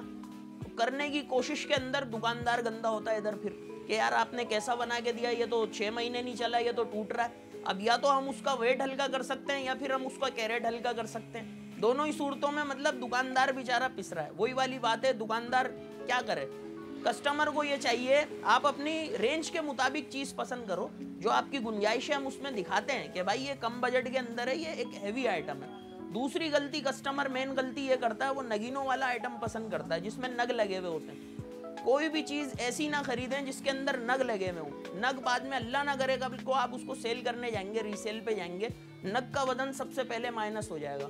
सिर्फ आपको गोल्ड के पैसे रिटर्न होते हैं। नगीनों वाला आइटम ना खरीदें, बिल्कुल भी ना खरीदें जिसमें नगीने जड़े हुए हों। गोल्ड के पैसे दे रहे हैं आप, कांच के पैसे नहीं दे रहे। आप गोल्ड खरीदने आए हैं, गोल्ड खरीदें। आजकल तो वैसे ही आपने गोल्ड का रेट देखा माशाल्लाह कहाँ जा रहा है, तो गोल्ड की चीज़ खरीदें। थर्ड पॉइंट इसके अंदर ये है कि बेहतर ऑप्शन आपके पास ये है कि आप उससे तकाजा करें, आपके पास सेकेंड हैंड में है तो दिखाएं। बाज़ दुकानदार ऐसे होते हैं जो हम जैसे दुकानदार बाज़ होगा सेकेंड हैंड भी रखते हैं। जैसे मिसाल के तौर पे कोई कस्टमर खरीदने आया, अब उसने अगर हमसे सेट मांगा, वो ये कहे कि आप भाई न्यू भी दिखा दें और अगर आपके पास कोई सेकेंड हैंड आए में वो भी दिखा दें। सेकेंड हैंड में आपकी मेकिंग वेस्टेज सारी चीज़ें बचती हैं। इसके अंदर ये समझ लें सिर्फ आपको गोल्ड के पैसे देने, आपकी मेकिंग भी बच रही है, वेस्टेज भी बच रही है। नहीं, सेकेंड हैंड वाली बात सही है। हाँ अच्छा, तो ये है उनकी शिकायत। देखिए नग अगर गलत नग शिकायतें हैं काफ़ी सारी इसमें। तो मैं पहला जो इनका था ना, जो इनकी शिकायत थी कि लोग जो है 6 लाख की चीज़ 3 लाख में बनवाएं, भाई तो आप उनको कह देना कि जी नहीं बन सकती। आप पहले ही आप कहिए, डिस्क्लेमर दे दें। नहीं आप पहले ही कहिए कि जी अगर हम ये डिज़ाइन हल्के वेट में बनाएंगे तो फिर ये टूटेगा और ये इसमें बन नहीं सकता। देयर आर ज्वेलर्स जो आपको साफ कह देंगे जी ये वाली चीज़ हल्के वजन में नहीं बन सकती। नहीं मैं आपको एक बात हुई? नहीं, ये अभी नग वाली बात कर रहे थे। नग ना भी हो तो ये वेस्टेज और मेकिंग इतना लगा देते हैं कि वो 3 लाख वाला सेट 6 लाख का कर देते हैं, और जब उसको आप बेचने जाएंगे तो वो 3 लाख का, भाई तो मैं लिया तो 6 लाख रुपए का था। ये मेरे साथ हो चुका है बिल्कुल। मुझे तो अभी बिल्कुल मेरे जो नीचे से ऊपर तक गुस्सा आ गया है मुझे भी। मैं इतना गुस्से में मैं नाम ले लूंगा उस ज्वेलर्स का। नहीं नाम मत लीजिएगा। हाँ, मैं मुझे भी बिल्कुल गुस्सा आ गया। बिल्कुल बेकार बात, बिल्कुल बेकार बात की है कि ये करना है, ये वेस्टेज, ये कटिंग, वो कटिंग। हमें तो लगा कि जी हमने तो 6 लाख का सेट बनवाया है, सही है। जब कभी जरूरत पड़ गई वापस करने गए तो ये तो 3 लाख का इसमें गोल्ड है, तो भाई 6 लाख तुमने क्यों लिए? बिल्कुल सही। तुमने मुझे क्यों नहीं बताया कि ये वेस्टेज लगेगा, तो ये मेकिंग होगी, तो ये होगा। बिल्कुल गलत बयानी, सॉरी। अच्छा, दूसरी बात ये जो कह रहे थे कि नग नहीं लेना चाहिए। कोई भी ज्वेलर, अगर आपको ज्वेलरी लेने का सेंस है खरीदने का, तो कोई भी ऐसा नहीं करता कि नग वाली ज्वेलरी गोल्ड के वेट में खरीद कर ले आएगा। जब आप नग वाली ज्वेलरी लेते हैं तो आपकी जब फ्रेम बन जाता है, आप जाते हैं, वो आपके सामने अच्छा ज्वेलर वे करके आपको दिखाता है कि this is the net weight. आप उसके हिसाब से पैसे देते हैं, नग उसमें बाद में लगते हैं। अगर कोई ज्वेलर आपको नग के साथ जेवर बेच रहा है वेट करके, तो वो आपके साथ बेईमानी कर रहा है। अच्छा, और अगर आप बना बनाया ले रहे हैं तो भी आपको अच्छा ज्वेलर ये बताता है कि इसमें नेट वेट है, जी गोल्ड का वेट इसमें ये है, स्टोन्स का ये अलग है। स्टोन्स की क्वालिटी पर डिपेंड करता है कि प्रेशियस स्टोन्स है, सेमी प्रेशियस है, प्रेशियस से भी किस क्वालिटी के हैं। स्टोन्स की अपनी वैल्यू अलग होती है, वेस्टेज और मेकिंग अलग होती है। और दूसरी बात आप ब्रेकअप ले, दूसरी बात ये कि ज्वेलर हमेशा आप उसके पास जाएं जिससे आप खरीदते आए, जिसको आप ट्रस्ट करते हैं, क्योंकि यहाँ पे बहुत ज्यादा ट्रस्ट का गेम है। ये सबसे तुमने अच्छी बात की। एक अगर ज्वेलर वही होना चाहिए आप जिसको ट्रस्ट पूरे खानदान को ज्वेलर चला रहा होता है ना, नानी उससे बनवाती थी, दादी उससे बनवाती थी, क्योंकि अब कोई आपसे कह रहा है कि मैं आपको 22 कैरेट गोल्ड में फॉर इंस्टेंस बनाकर दे रहा हूँ, तो अब जब तक कि आप कभी जेवर लैब टेस्टिंग के लिए नहीं भेजेंगे, आपको नहीं पता कि वो 22 कैरेट है, 21 है या 20 है, देख के नहीं पता चलता। तो आपको उनकी बस जो आपको वो बता रहे हैं, आपको उनकी बात पे यकीन करना है। दूसरा, मैं एक दफ़ा अपनी बहन के साथ अभी रिसेंटली 3 साल पहले ज्वेलरी के लिए गई, क्योंकि बचपन से मैं अम्मी के साथ जा रही हूँ, मुझे हिसाब किताब पता है कितनी वेस्टेज, कितनी मेकिंग क्या होता है। तो जब मैं अपनी बहन के साथ गई तो उन्होंने कहा कि ये इतने का है। मैंने कहा अच्छा, अब आप मुझे ब्रेक डाउन दीजिए, इसमें नेट वेट कितना है, इसमें वेस्टेज कितनी है, इसमें मेकिंग कितनी है, आप मेकिंग इतनी क्यों लगा रहे हैं, वेस्टेज 15% क्यों लगा रहे हैं, आजकल तो 12%। वो हैरान रह गए, कहने गए हमारे पास तो जो औरतें आती हैं उनको तो पता ही नहीं होता और उनको हिसाब किताब करना भी नहीं आता। तो इतने बेवकूफ बन के आती हैं हमारी खवातीन जब ज्वेलरी लेने जाती हैं, और आपको पता है सोने का मामला है, मैं हैरान 1% से कितना फर्क पड़ता है। मुझे बताओ शर्मीन, एक जोड़े के ऊपर इतनी ची पापा टाई करती हैं, तो ज्वेलरी के ऊपर कुछ रिसर्च करके चली जाए भाई। लेकिन अच्छा नॉर्मली आदमी औरतों के साथ ना आदमी जाते हैं ज्वेलरी के लिए जब पैसे देने का मामला होता है, क्योंकि औरतों को नहीं पता होता, उनको भी कुछ एग्जैक्टली, फिर भी थोड़ा बहुत उनसे तो बेहतर नहीं, बल्कि मैंने देखा कि औरतों को ज्वेलरी का शौक होता है, मर्दों को सेंस नहीं होता, वो बिला वजह चिक चिक कर रहे होते हैं ज्वेलर के साथ। क्योंकि देखिए कपड़ों की जो बार्गेनिंग है ना वो बड़ी सिंपल है, कितने का काम बन रहा है 10 का नहीं, मैं तो 7 दूंगी। ज्वेलरी एक बहुत इंट्रिकेट मैटर है जिसमें मैथमेटिक्स इन्वॉल्व है। एग्जैक्टली 2 लाख रुपए तोला है, 2.5 लाख रुपए तोला है, वो तोले वोले का बड़ा हिसाब है ना। मुझे ये बताओ ब्रेक डाउन किस तरह बनवाएं? अगर देखिए ब्रेक डाउन सबसे पहले तो हर औरत को ये पता होना चाहिए कि जब आप ज्वेलरी बनवाने लेके जा रहे हैं, अगर आप गोल्ड ज्वेलरी बनवा रहे हैं तो आप 15%, पहले तो 10% होता था, 15% वेस्टेज से आप ज़्यादा ना दें। क्योंकि वेस्टेज क्या है बेसिकली, ये है कि अगर आप 10 ग्राम सोना ले रहे हैं और उसमें वो आपसे 15% वेस्टेज ले रहे हैं, तो 1.5 ग्राम आप उस सोने के प्राइस दे रहे हैं जो आपके पास नहीं आ रही, क्योंकि वो कह रहे हैं कि ये बनाने में 1.5 ग्राम हमसे जाया हो गया, टूट के गिर गया, छिलका हो गया, ये हो गया, वो हो गया। शर्मीन, उसमें ये भी होता है कि आपके डिजाइन पे डिपेंड करता है। किसी डिजाइन में वेस्टेज ज्यादा होती है, अच्छा ज्वेलर आपको ये भी बताया गया। लेकिन मैं आपको बताऊं, कहीं ज्यादा होती है, कहीं कम होती है। लेकिन जहाँ डायमंड ज्वेलरी की अगर बात आ रही है, वहाँ पे यस 20 to 22 % वेस्टेज जाती है, क्योंकि डायमंड ज्वेलरी में ज्यादा। जहाँ गोल्ड के डिजाइन होते हैं ना, वहाँ पे अमूमन अगर आपका प्योर गोल्ड है जिसमें स्टोन्स नहीं है, उसमें तो I would say 10 to 12% maximum आप वेस्टेज नहीं, क्योंकि उसमें वेस्टेज नहीं होता। जहाँ आपको नग नहीं लगाने ना गोल्ड में, वहाँ पे वेस्टेज बहुत कम है। तो अगर वहाँ पे अगर आपसे आपका सुनार 15% मांग रहा है, तो वो आपसे ज्यादती कर रहा है। लेकिन जहाँ जेम स्टोन्स लगे हुए वहाँ पे आप 15% तक दे दें। तो बेसिकली फिर ये मैथमेटिक्स है। अगर आप नहीं कर सकते तो फिर आप किसी ऐसे को लेके जाएं जिसको समझ है कि अगर वो कह रहा है कि इसका नेट वेट जो है 50 ग्राम है, तो 50 ग्राम पे वो आपसे 15% वेस्टेज भी लेगा। तो उसकी आपको कैलकुलेशन आनी चाहिए कि आपने कैसे कैलकुलेशन करनी है, फिर मेकिंग कितनी। हाँ, ये मैंने बचपन से खानदानी ज्वेलर्स या जैसे भी चीज होती है कि अगर आप जड़ऊ, जिसको हम कहते थे आम ज़बान में, जिसमें के स्टोन्स लगे हुए होते हैं, जड़ऊ जेवर जो होता है वो कभी भी बहुत सॉफ्ट गोल्ड में नहीं बनाया जाता, क्योंकि पत्थर निकलने का डर होता है।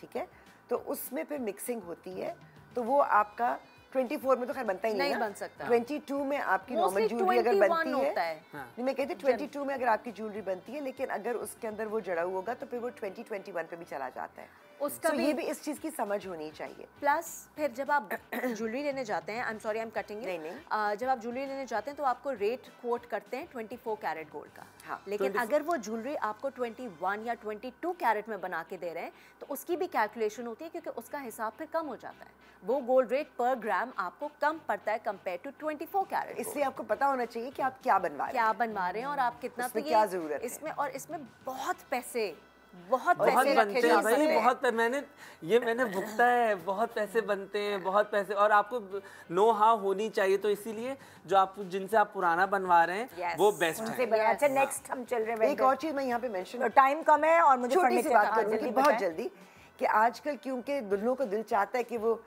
टीका भी लगाए, माथा पट्टी भी पहने, जो कि बाद में कभी यूज नहीं होती। बिल्कुल, there is no harm done. बहुत अच्छे खानदानी ज्वेलर्स भी चांदी में गोल्ड प्लेटेड बहुत खूबसूरत ज्वेलरी बना रहे हैं। मैंने खुद अपना झूमर चांदी का बनवा के पानी चढ़वाया। सो जरूरी नहीं कि सोना, क्योंकि मैंने आज तक झूमर पहना ही नहीं दोबारा। टीका मैंने गोल्ड का रखा था, लेकिन झूमर मैंने अम्मा अब्बा से कहा भाई इतना ज्यादा उसमें गोल्ड लगेगा, मैं तो नहीं बनवा रही गोल्ड का, चांदी का बनवाया। अच्छा, अब हम चल रहे हैं फर्नीचर वाले की शिकायतों की तरफ। चलें जी। बास टाइम तो ये पैमाइश लेके नहीं आते रूम की, फिर जब ये फर्नीचर वहाँ पहुँच जाता है, जब ये प्रॉब्लम्स पैदा होने लगती है तो वो फिर हम पे ब्लेम आ जाता है कि आपने ऐसा क्यों करा है। अच्छा, कुछ आ जाते हैं स्टेप के मामला, सीढ़ियों के ना, लिफ्ट तो है ही नहीं, सीढ़ियों के मामला आते हैं, वहाँ पे जाके हमारे ये फर्नीचर रखने लगते हैं, तो ये इशू पैदा हो जाता है इसके अंदर। फर्स्ट ये है।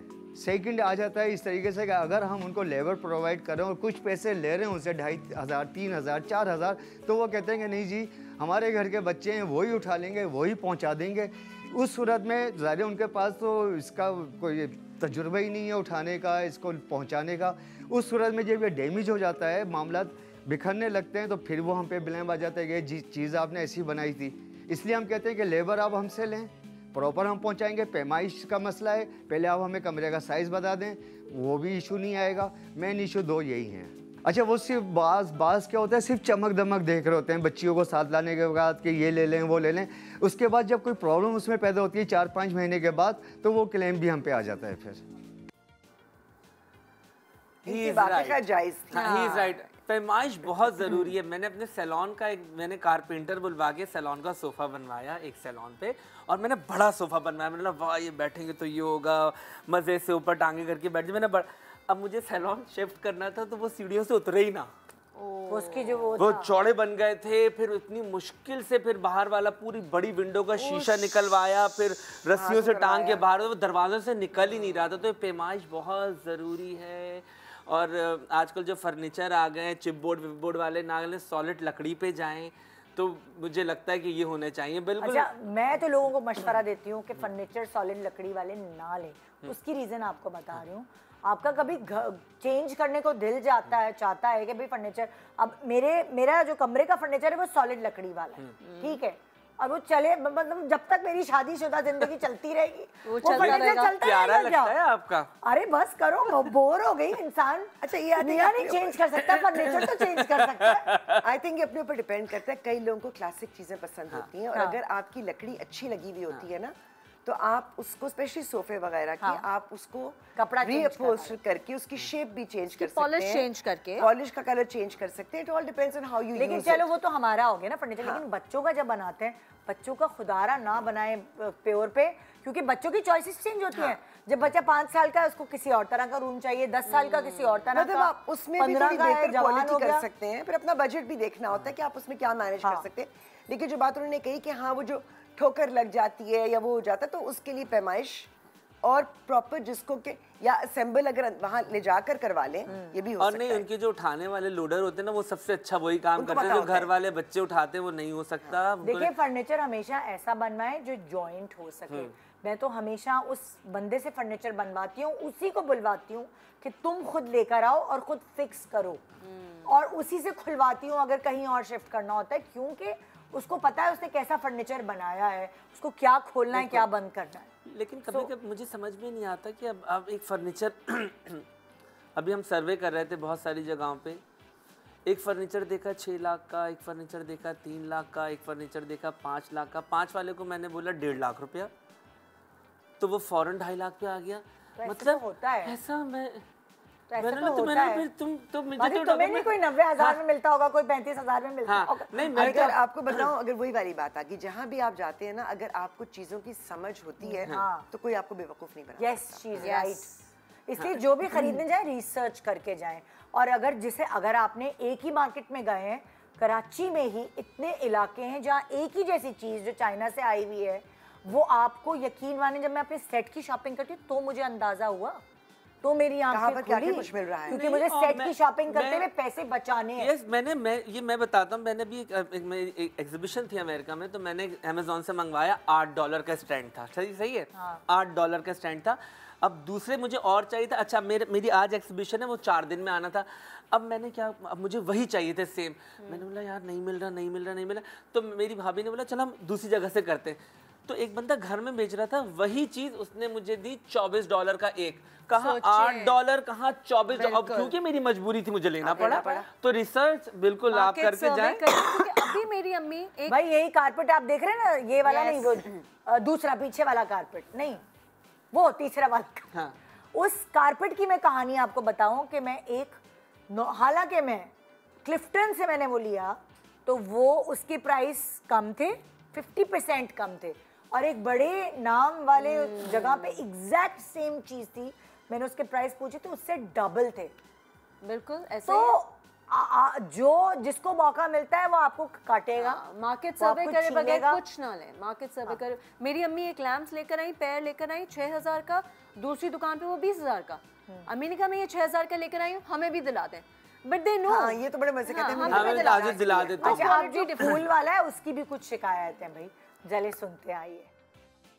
कस्टमर आया है सेहरा बनवाने, अब मौसम के हिसाब से अगर फूल वाइट, जिस मौसम में वाइट फूल अच्छा होता है मशवरा देते हैं वाइट बनवा लें, लेकिन कस्टमर बोलता है नहीं हमें रेड ही चाहिए, तो हम मजबूर होकर रेड बना देते हैं, फूल झड़ जाते हैं, उसमें भी हमारा कसूर हो जाता है। हम अपनी तरफ से उनको सब समझाते हैं कि इस मौसम में वाइट बनवा लें, अच्छा लगेगा, फूल झड़ जाएगा। अब कस्टमर आ जाते हैं जी गाड़ी सजवानी है, अब 2-3 महीने पहले आए फूल सस्ता था, उसमें हमने बना दी 10,000 में बना दी, सही हो गया, उनकी मनपसंद गाड़ी बन गई 10,000 के अंदर। अब वो एक ग्राहक 3 महीने बाद आ रहा है, फूल है महंगा, अब हम बोल रहे हैं कि अब 15,000 होंगे, पैसे बढ़ाने पड़ेंगे, लेकिन कस्टमर बोलता है नहीं हमें उसी पैसे में, 3 महीने पहले तो हमने इतने में सजवाई थी। अब हम मजबूर हो जाते हैं, समझाते हैं, नहीं समझते तो फिर हम कोई दुकानदार अपनी जेब से तो नहीं लगाएगा, उन्हीं पैसों में जैसा होता है वो करके देते हैं, क्या करें। कस्टमर आ जाता है तस्वीर लेके, उनको घर वालों ने भेजा ये चीज़, ये वाला फूल ले आओ, अब वो फूल उस मौसम का नहीं है, ग्राहक बोलेगा नहीं हमें चाहिए, वो भी घर से मजबूर होता है, हम उसका अल्टरनेट देते हैं, जैसे तैसे बना के देते हैं, उसमें भी कहते हैं कि ये वो चीज़ ही नहीं है। अब वो मौसम नहीं है, थाईलैंड का फूल है, चाइना का फूल आता है, एक मौसम में एक फूल नहीं होता तो हम क्या करें, हम उसका अल्टरनेट ही देंगे, उसमें अगर नाराज़ होते हैं तो फिर भी हम क्या करें। हाँ भाई ये बात है। अच्छा, किसी को कुछ आइडिया है कि गेंदा, गुलाब का फूल, मोतिया, ये जो यूज होते हैं इनके मौसम क्या होते हैं? गेंदा ये सर्दियों में होता है ना, सर्दियों में, और जो बाहर का मौसम होता है ना, हाँ उसमें होता है। और मोतिया? मोतिया गर्मियों में, जून जुलाई। अच्छा, जून जुलाई गर्मियों, जितनी गर्मी होती है उतना खिलता है। सर्दियों में गुलाब का फूल होता है कि जो फूल ऑब्वियसली क्योंकि वो काफी देर तक रहने होते हैं ना, तो कुछ फूल जरा नाजुक होते हैं, तो वो बेचारे खिलते तो हैं, लेकिन मोतिया अगेन गर्मियों में होता तो है लेकिन जल्दी खराब हो जाता है, एकदम मुरझा जाता है। तो वो उसका कहना सही है कि हमें मौसम के हिसाब से चलना पड़ेगा। अगर गर्मियों में शादी कर रहे हैं तो गेंदा नहीं मिलेगा, है ना, नहीं मिलता ना गर्मियों में। तो गेंदे से अगर आपने घर सजवाना है या गेंदे से माइयो या तो कागज के फूल आ गए, फेक फूल इतने आ गए, तो उससे सज जाते हैं। लेकिन पता है मैं इनकी बात सुन रहा था, हम कभी भी लुई विटॉन पे जाके डिस्काउंट नहीं मांगते, गुची पे डिस्काउंट नहीं, हम ठेलों पे ही जाके डिस्काउंट मांगते हैं। वो 10 रुपए की चीज है, हम बोलते हैं 5 का दे दो, अरे भाई वो 10 में उसको क्या बच, चलो अगर लेट सपोज बच भी रहा है, सही कह रहे हो, तो हम मेरे मियां इस बात पे बहुत नाराज हुआ करते थे, मुझे कहते थे कि इनसे बार्गेनिंग मत किया करो, इनके तो बेचारों के शायद बची सिर्फ 10 रुपए रहे होते हैं, उसमें भी तुम 2 कम करवा लोगी तो 8 रह जाएंगे। हम कभी भी एलवी पे जाके नहीं बोलते कि जो वो तो बोलेगा वो दरवाजा प्लीज नहीं। आप ये सोचें कि आप किसी डिपार्टमेंटल स्टोर पे जाते हैं पाकिस्तान में, या आप किसी ग्रोसरी स्टोर पे जाते, सुपरमार्केट में जाते, आप भाव तो नहीं करते, बिल्कुल, लेकिन वो जो कोने वाले करियाने की दुकान होती है उससे आप भाव तो कर रहे होते हैं। एग्जैक्टली, तो ये ना करें, ये कुछ बहुत। और वो तो सब छोड़ दे, ठेला चलाने वाले सब्जी और फल वाले होते हैं ना, मुझे उनसे दुख होता है थोड़ा कि भाई कितना बचा लेंगे बेचारे वो। बिल्कुल बिल्कुल, उनसे हम लोग बहुत बार्गेन करते हैं, बहुत ज्यादा। और फूल का तो सही बोल रहे हैं कि सीजन होता है। अब जैसे गुलाब, मेरे एक जानने वालों के घर में ही शादी थी, जब सहरा लगाने का टाइम आया उठाया तो सिर्फ वो लड़ियां थी और पत्तियां सारी गिर चुकी थी। और अच्छा बर्फ रखा हुआ था, तो क्या हुआ था, बर्फ के वेट से भी वो ना सारे पानी, सिर्फ पानी पे फिर लड़के के सिर्फ 4-5 फूल में वो लड़कियां, लड़की में अंदर से लड़का दिख भी रहा है, सहरा बंधा हुआ है, तो इस तरीके से था। हाँ, अच्छा, तो वो भी मुझे बहुत बुरा लगता है जो फूलों के बड़े प्लास्टिक लगा देते हैं, यार वो जो फूलों की फील है वही खत्म हो जाती है। और ये फिर होता है कि वो देखा निशान प्लास्टिक पड़ जाएगा लगे। स्टेन ना करे ना, फूलों पे ना आप करे। बात कर, लोग शैंडलियर पे से नहीं उतारते हैं। कितने लोगों को मैंने देखा शैंडलियर पे लगी हुई होती हैं थैलियां, और गाड़ी के सोफे भी तो सोफों पे उतारते हैं। सोफों पे से गाड़ी के नहीं मुझे तो- उतारते। उफ, तो अगर आपको इतनी फिक्र है कि निशान पड़ जाएंगे तो फिर आप मत लाल गुलाब का मत बनवाइए आप हार। आप किसी ऐसे फूल का बनवा लीजिए जिसके ऊपर नहीं कवर और करना वो तस्वीरों में ना रिफ्लेक्ट करता है वो प्लास्टिक। एंड पता है क्या, मैं आपको बताता हूँ, ये जो हाँ। हमारे जैसे फूल वाली जैसे बड़े बड़े जो डिफेंस में इधर उधर जो दुकान है वो महंगा देते भी हैं। अच्छा, उनके फूल भी महंगे होते हैं। अब हमारा टाइम खत्म हो गया, लेकिन अब हम अगर और बुराइयां आप नहीं कर तीन सकते। हट्टी पे चले जाएं, तीन हट्टी इधर पे तुम्हें जाना नहीं है घर, जाना है तो वहाँ पे फूल प्रोग्राम बड़े का सस्ते टाइम भी मिल खत्म हो जाते रहा है। देरी आज जिदा। हैं। ओह माय गॉड, प्रोग्राम का टाइम नहीं खत्म हुआ, ब्रेक की तरफ जाना है, इसलिए मैं कह रही थी आप लोगों का बहुत शुक्रिया इन बुराइयों में हमारा साथ देने का।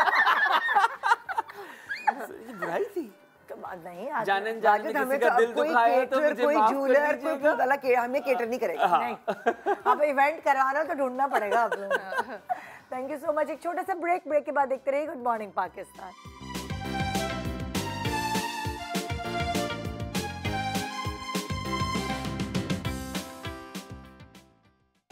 Welcome back, good morning Pakistan. अब हम एक बहुत ही अहम टॉपिक पे बात करने वाले हैं, कैसे हम जब प्यास लग रही होती है पानी के लिए हम कैसे तड़प उठते हैं ना, कोई भी चीज़ उसके आगे अच्छी नहीं लगती। तो पानी के बगैर ज़िंदगी का हम तसव्वुर भी नहीं एक्चुअली कर सकते। और आप सोचिए कि हमारे यहाँ ही कुछ लोग पानी की इस नेमत से महरूम हैं, ख़ास तौर पर साफ़ पानी की नेमत से भी महरूम है, और साफ़ पानी की नेमत से तो कुछ ज़्यादा ही लोग महरूम हैं।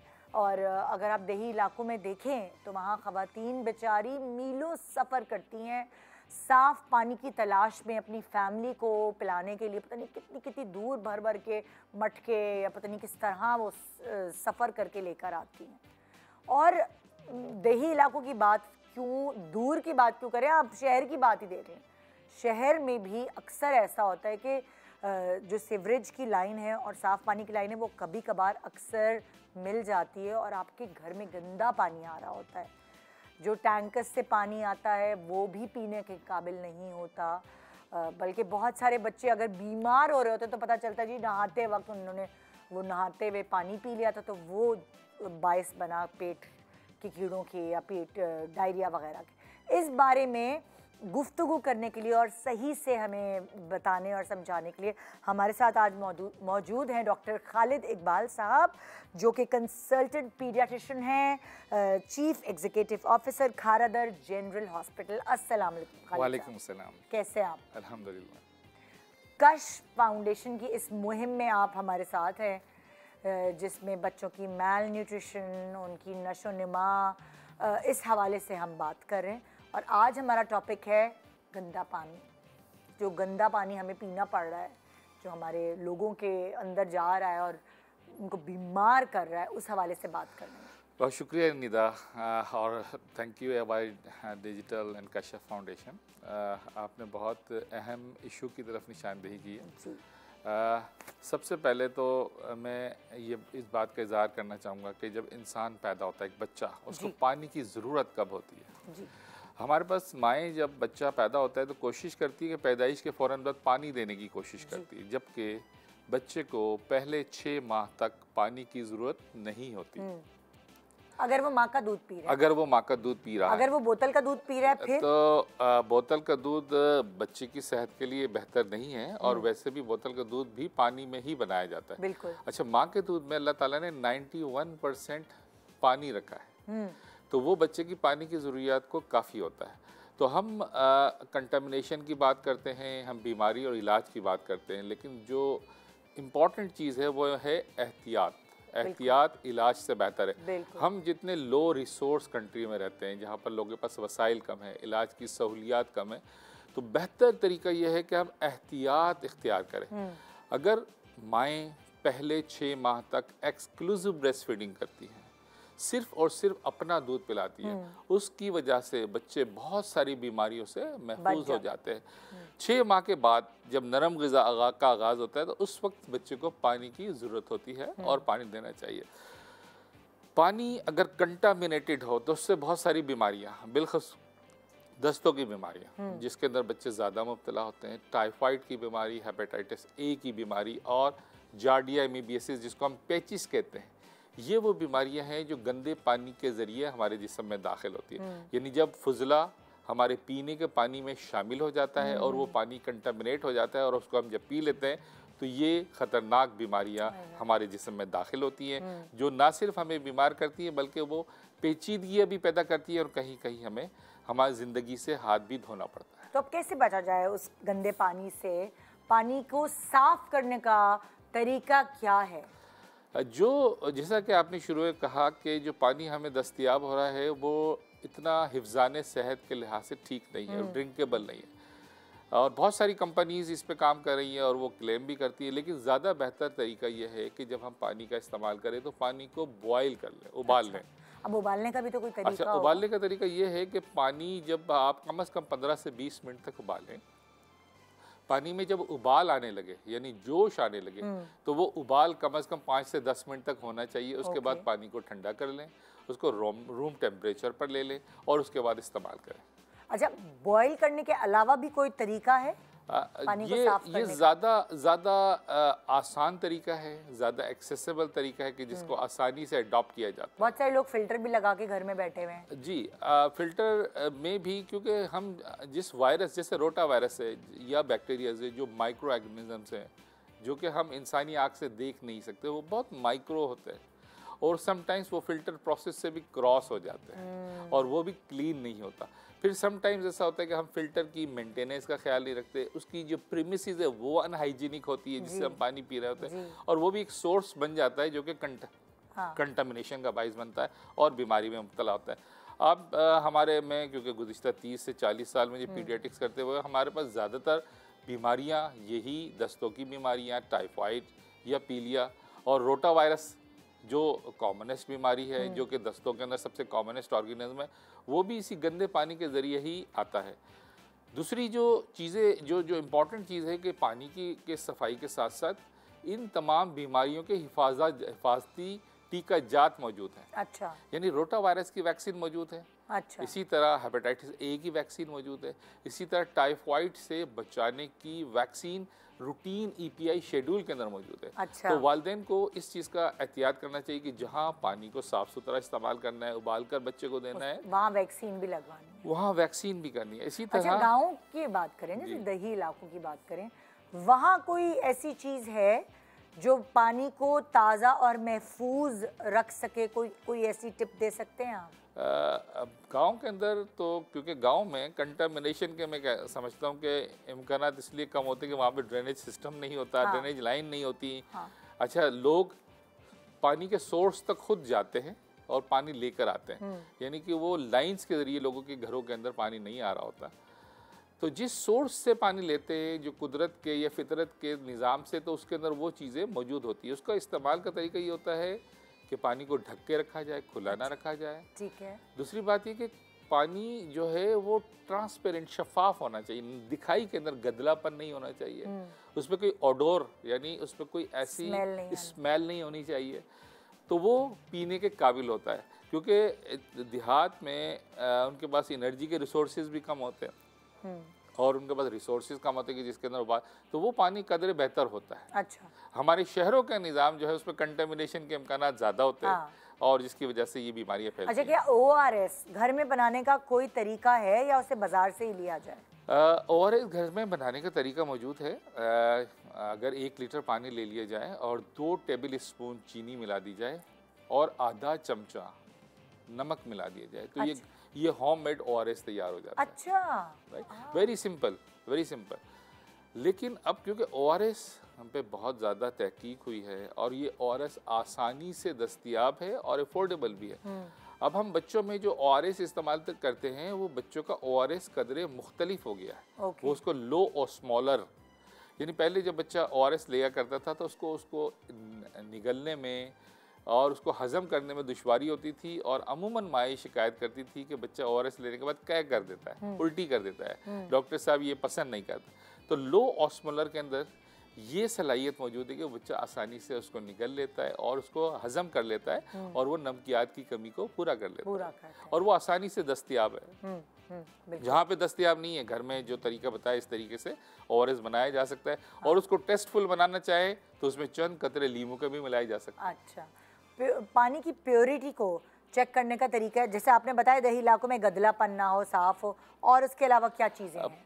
बेसिकली पानी के जो तरीक़ेकार हैं, जिस तरह मैंने कहा, एक तो नेकेड आई, इस तरीके से आप देख सकते हैं। दूसरी चीज़ होती है जो हैज़र्ड्स यानी जो नुकसान पानी के अंदर होता है वो माइक्रो ऑर्गेनिज्म से होता है। अच्छा, माइक्रो ऑर्गेनिज्म को असेस करने के लिए पानी के कल्चर होने की ज़रूरत है। हमें इकोलाई से सबसे ज़्यादा एक जरासीम है, बैक्टीरिया, या रोटावायरस से सबसे ज़्यादा, या टाइफाइड के जरासीम। ये किसी केमिकल टेस्ट या स्ट्रिप टेस्ट से नहीं पता चलता जब तक कि इसका माइक्रोबायोलॉजिकल इवेल्यूएशन ना किया जाए। उसके लिए तो आप एक स्पेसिफिक बोतल होनी चाहिए जिसमें आप पानी का सैंपल लें, वो पानी का सैंपल लैब में जाए और वो देखें कि टाइफाइड, पीलिया, इकोलाई या रोटा वायरस इस पर मौजूद है या नहीं है। जो मुरवजा तरीक़ेकार हैं उस तरीक़ेकार में हम पानी का पीएच चेक कर लेते हैं। हम पानी के अंदर ये देख लेते हैं कि पानी में जो नमकियात की मिकदार है, जिसको टीडीएस कहते हैं, वो ठीक है या नहीं है, या पानी में क्लोरीन की मिकदार ठीक है या नहीं है। ये चीज़ें तो चेक की जा सकती है, लेकिन ये चीज़ें इंसानी सेहत के लिए इतनी ज़्यादा हैज़र्डस नहीं है जितनी कि वो जरासीम है, वायरस और बैक्टीरिया है जो हमें नुकसान पहुँचाते हैं। बिल्कुल बिल्कुल। अच्छा, आप देखें बच्चे जो स्कूल जाते हैं वो अक्सर होता है गर्मी के दिनों में, ख़ास तौर पे जो हम पानी उनको घर से दे के बेचते हैं वो ख़त्म हो जाती, तो वो वहीं पे कैंटीन के करीब कूलर लगा होता है, और वो कूलर जो है उससे बच्चे पानी पी रहे होते हैं, तो वो उसको कैसे साफ़ रखा जाए? अक्सर तो मैंने देखा वहाँ फ़िल्टर लगाए हुए होते हैं। बेहतर तरीका तो ये है कि बच्चे अपने घर से अपना बॉइल्ड वाटर लेकर आएँ। अच्छा। और अपने थर्मास को, और ये माओं की जिम्मेदारी है, मैं फिर कहूँगा कि इलाज से बेहतर है एहतियात। आजकल क्योंकि कराची में हम XDR टाइफाइड को ऑब्ज़र्व करते हैं, ये एक्सटेंसिव ड्रग रेजिस्टेंस टाइफाइड है जो कि सिर्फ चंद दवाओं से ही ख़त्म किया जा सकता है, और वो दवाएं इंतहाई एक्सपेंसिव है। उसके अंदर इलाज करने में बाज़ औक़ात मरीज़ के लाखों रुपए खर्च हो जाते हैं, जब जाके टाइफाइड कंट्रोल होता है। तो एहतियात इलाज से बेहतर है। उसके पानी को बॉयल करें, उसके थर्मास को प्रॉपरली क्लीन करें, और बच्चे को ये समझाएं कि अपना ही पानी पिए।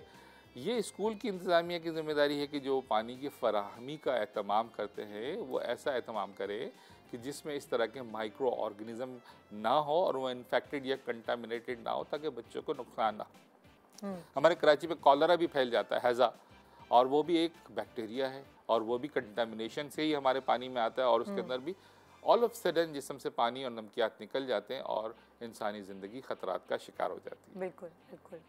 और हुकूमत को क्या स्टेप लेने चाहिए साफ़ पानी? इसमें यकीनन हुकूमत की ये ज़िम्मेदारी है कि वो हमें जो पीने के पानी साफ़ फराहम करें। एक आम आदमी के इख्तियार और एक्सेस में होना चाहिए कि जब वो पानी पिए तो वो उसको तकलीफ़ या बीमारी का बाइस ना बने। इस तरह हुकूमतों की ये ज़िम्मेदारी और हम सब हेल्थ प्रोफेशनल की ज़िम्मेदारी है कि हम अवामुन नास में अवेयरनेस, शऊर, सेहत के बारे में शऊर और आगाही दें। क्योंकि हुकूमत, अगर हम गुड इंटेंशन में देखें कि हुकूमत की ख्वाहिश तो यही होती है कि आवाम के लिए आसानी और सहूलत पैदा की जाए, लेकिन जब हम बीमार होते हैं तो हम खुद बीमारी के तकलीफ़ से गुज़रते हैं और हमारी ज़िंदगियाँ मुश्किलात का शिकार हो जाए। तो सेहत अल्लाह की बहुत बड़ी नेमत है, इसकी हमें हिफाजत करनी है और एहतियाती तदाबीर ख़ुद से भी अख्तियार करनी है। जहाँ पर हम माँ के दूध को प्रमोट कर सकते हैं, हमें प्रमोट करना चाहिए। ब्रेस्ट फीडिंग को 2 साल तक माँओं को पिलाना चाहिए। जहाँ पर हम वैक्सीनेशन से बीमारी से बच सकते हैं, हमें वैक्सीनेशन का तरीका इख्तियार करना चाहिए। जहाँ पर हम पानी उबाल कर, नाखून को साफ़ रख कर, हाथ को धोकर, और ऐसा गंदा खाना जो कि हम आम तौर पे हम ज़्यादा फास्ट फूड की तरफ और ज़्यादातर प्रोसेस फूड की तरफ जाते हैं, उससे बचकर हम ताज़ा खाने की तरफ माइल हो सकते हैं। तो उसकी तरफ हमें जाना चाहिए। इस मौके पे मैं ज़रूर तवज्जो दिलाना चाहूँगा कि माओं के अंदर तस्वुर ही होता है कि ये बच्चों के दांत निकल रहे हैं और टीथिंग की वजह से बच्चों को दस्त हो रही है। ये तो डॉक्टर साहब ये दांतों के दस्त हो रहे हैं। बिल्कुल। और अच्छा, उस दौरान बेसिकली दांतों की वजह से दस्त नहीं होते। बच्चों के जो मसूड़ों में जो इचिंग हो रही होती है अच्छा उस दौरान उसकी बच्चा वजह से चीजें डालते हैं। वो अच्छा उस दौरान बच्चा क्रॉल भी कर रहा होता जी है। जी अच्छा क्रॉल करने की वजह से जो घुटनों चलने लगता है तो उसकी चीज़ें हर चीज़ के एक्सेस में हो जाती है और जिस जगह पर हमारे जूते जाते हैं वहाँ पर बच्चे के हाथ जाते हैं और वो हाथ की से गंदगी बच्चे के पेट में ट्रांसफ़र होती है। थैंक यू, बहुत शुक्रिया डॉक्टर साहब, आपने इतनी इन्फॉर्मेशन फराहम की, बहुत बहुत शुक्रिया। तो ये था हमारा आज का शो। उम्मीद है आपको मज़ा आया होगा, इंजॉय किया होगा। और अभी भी आपको कोई शिकायत है तो पहले सोचिए कि सामने वाले को भी आपसे कोई ना कोई शिकायत ज़रूर होगी। गुड मॉर्निंग पाकिस्तान, खुदा हाफिज़, अपना ख्याल रखिएगा, मंडे को मिलेंगे।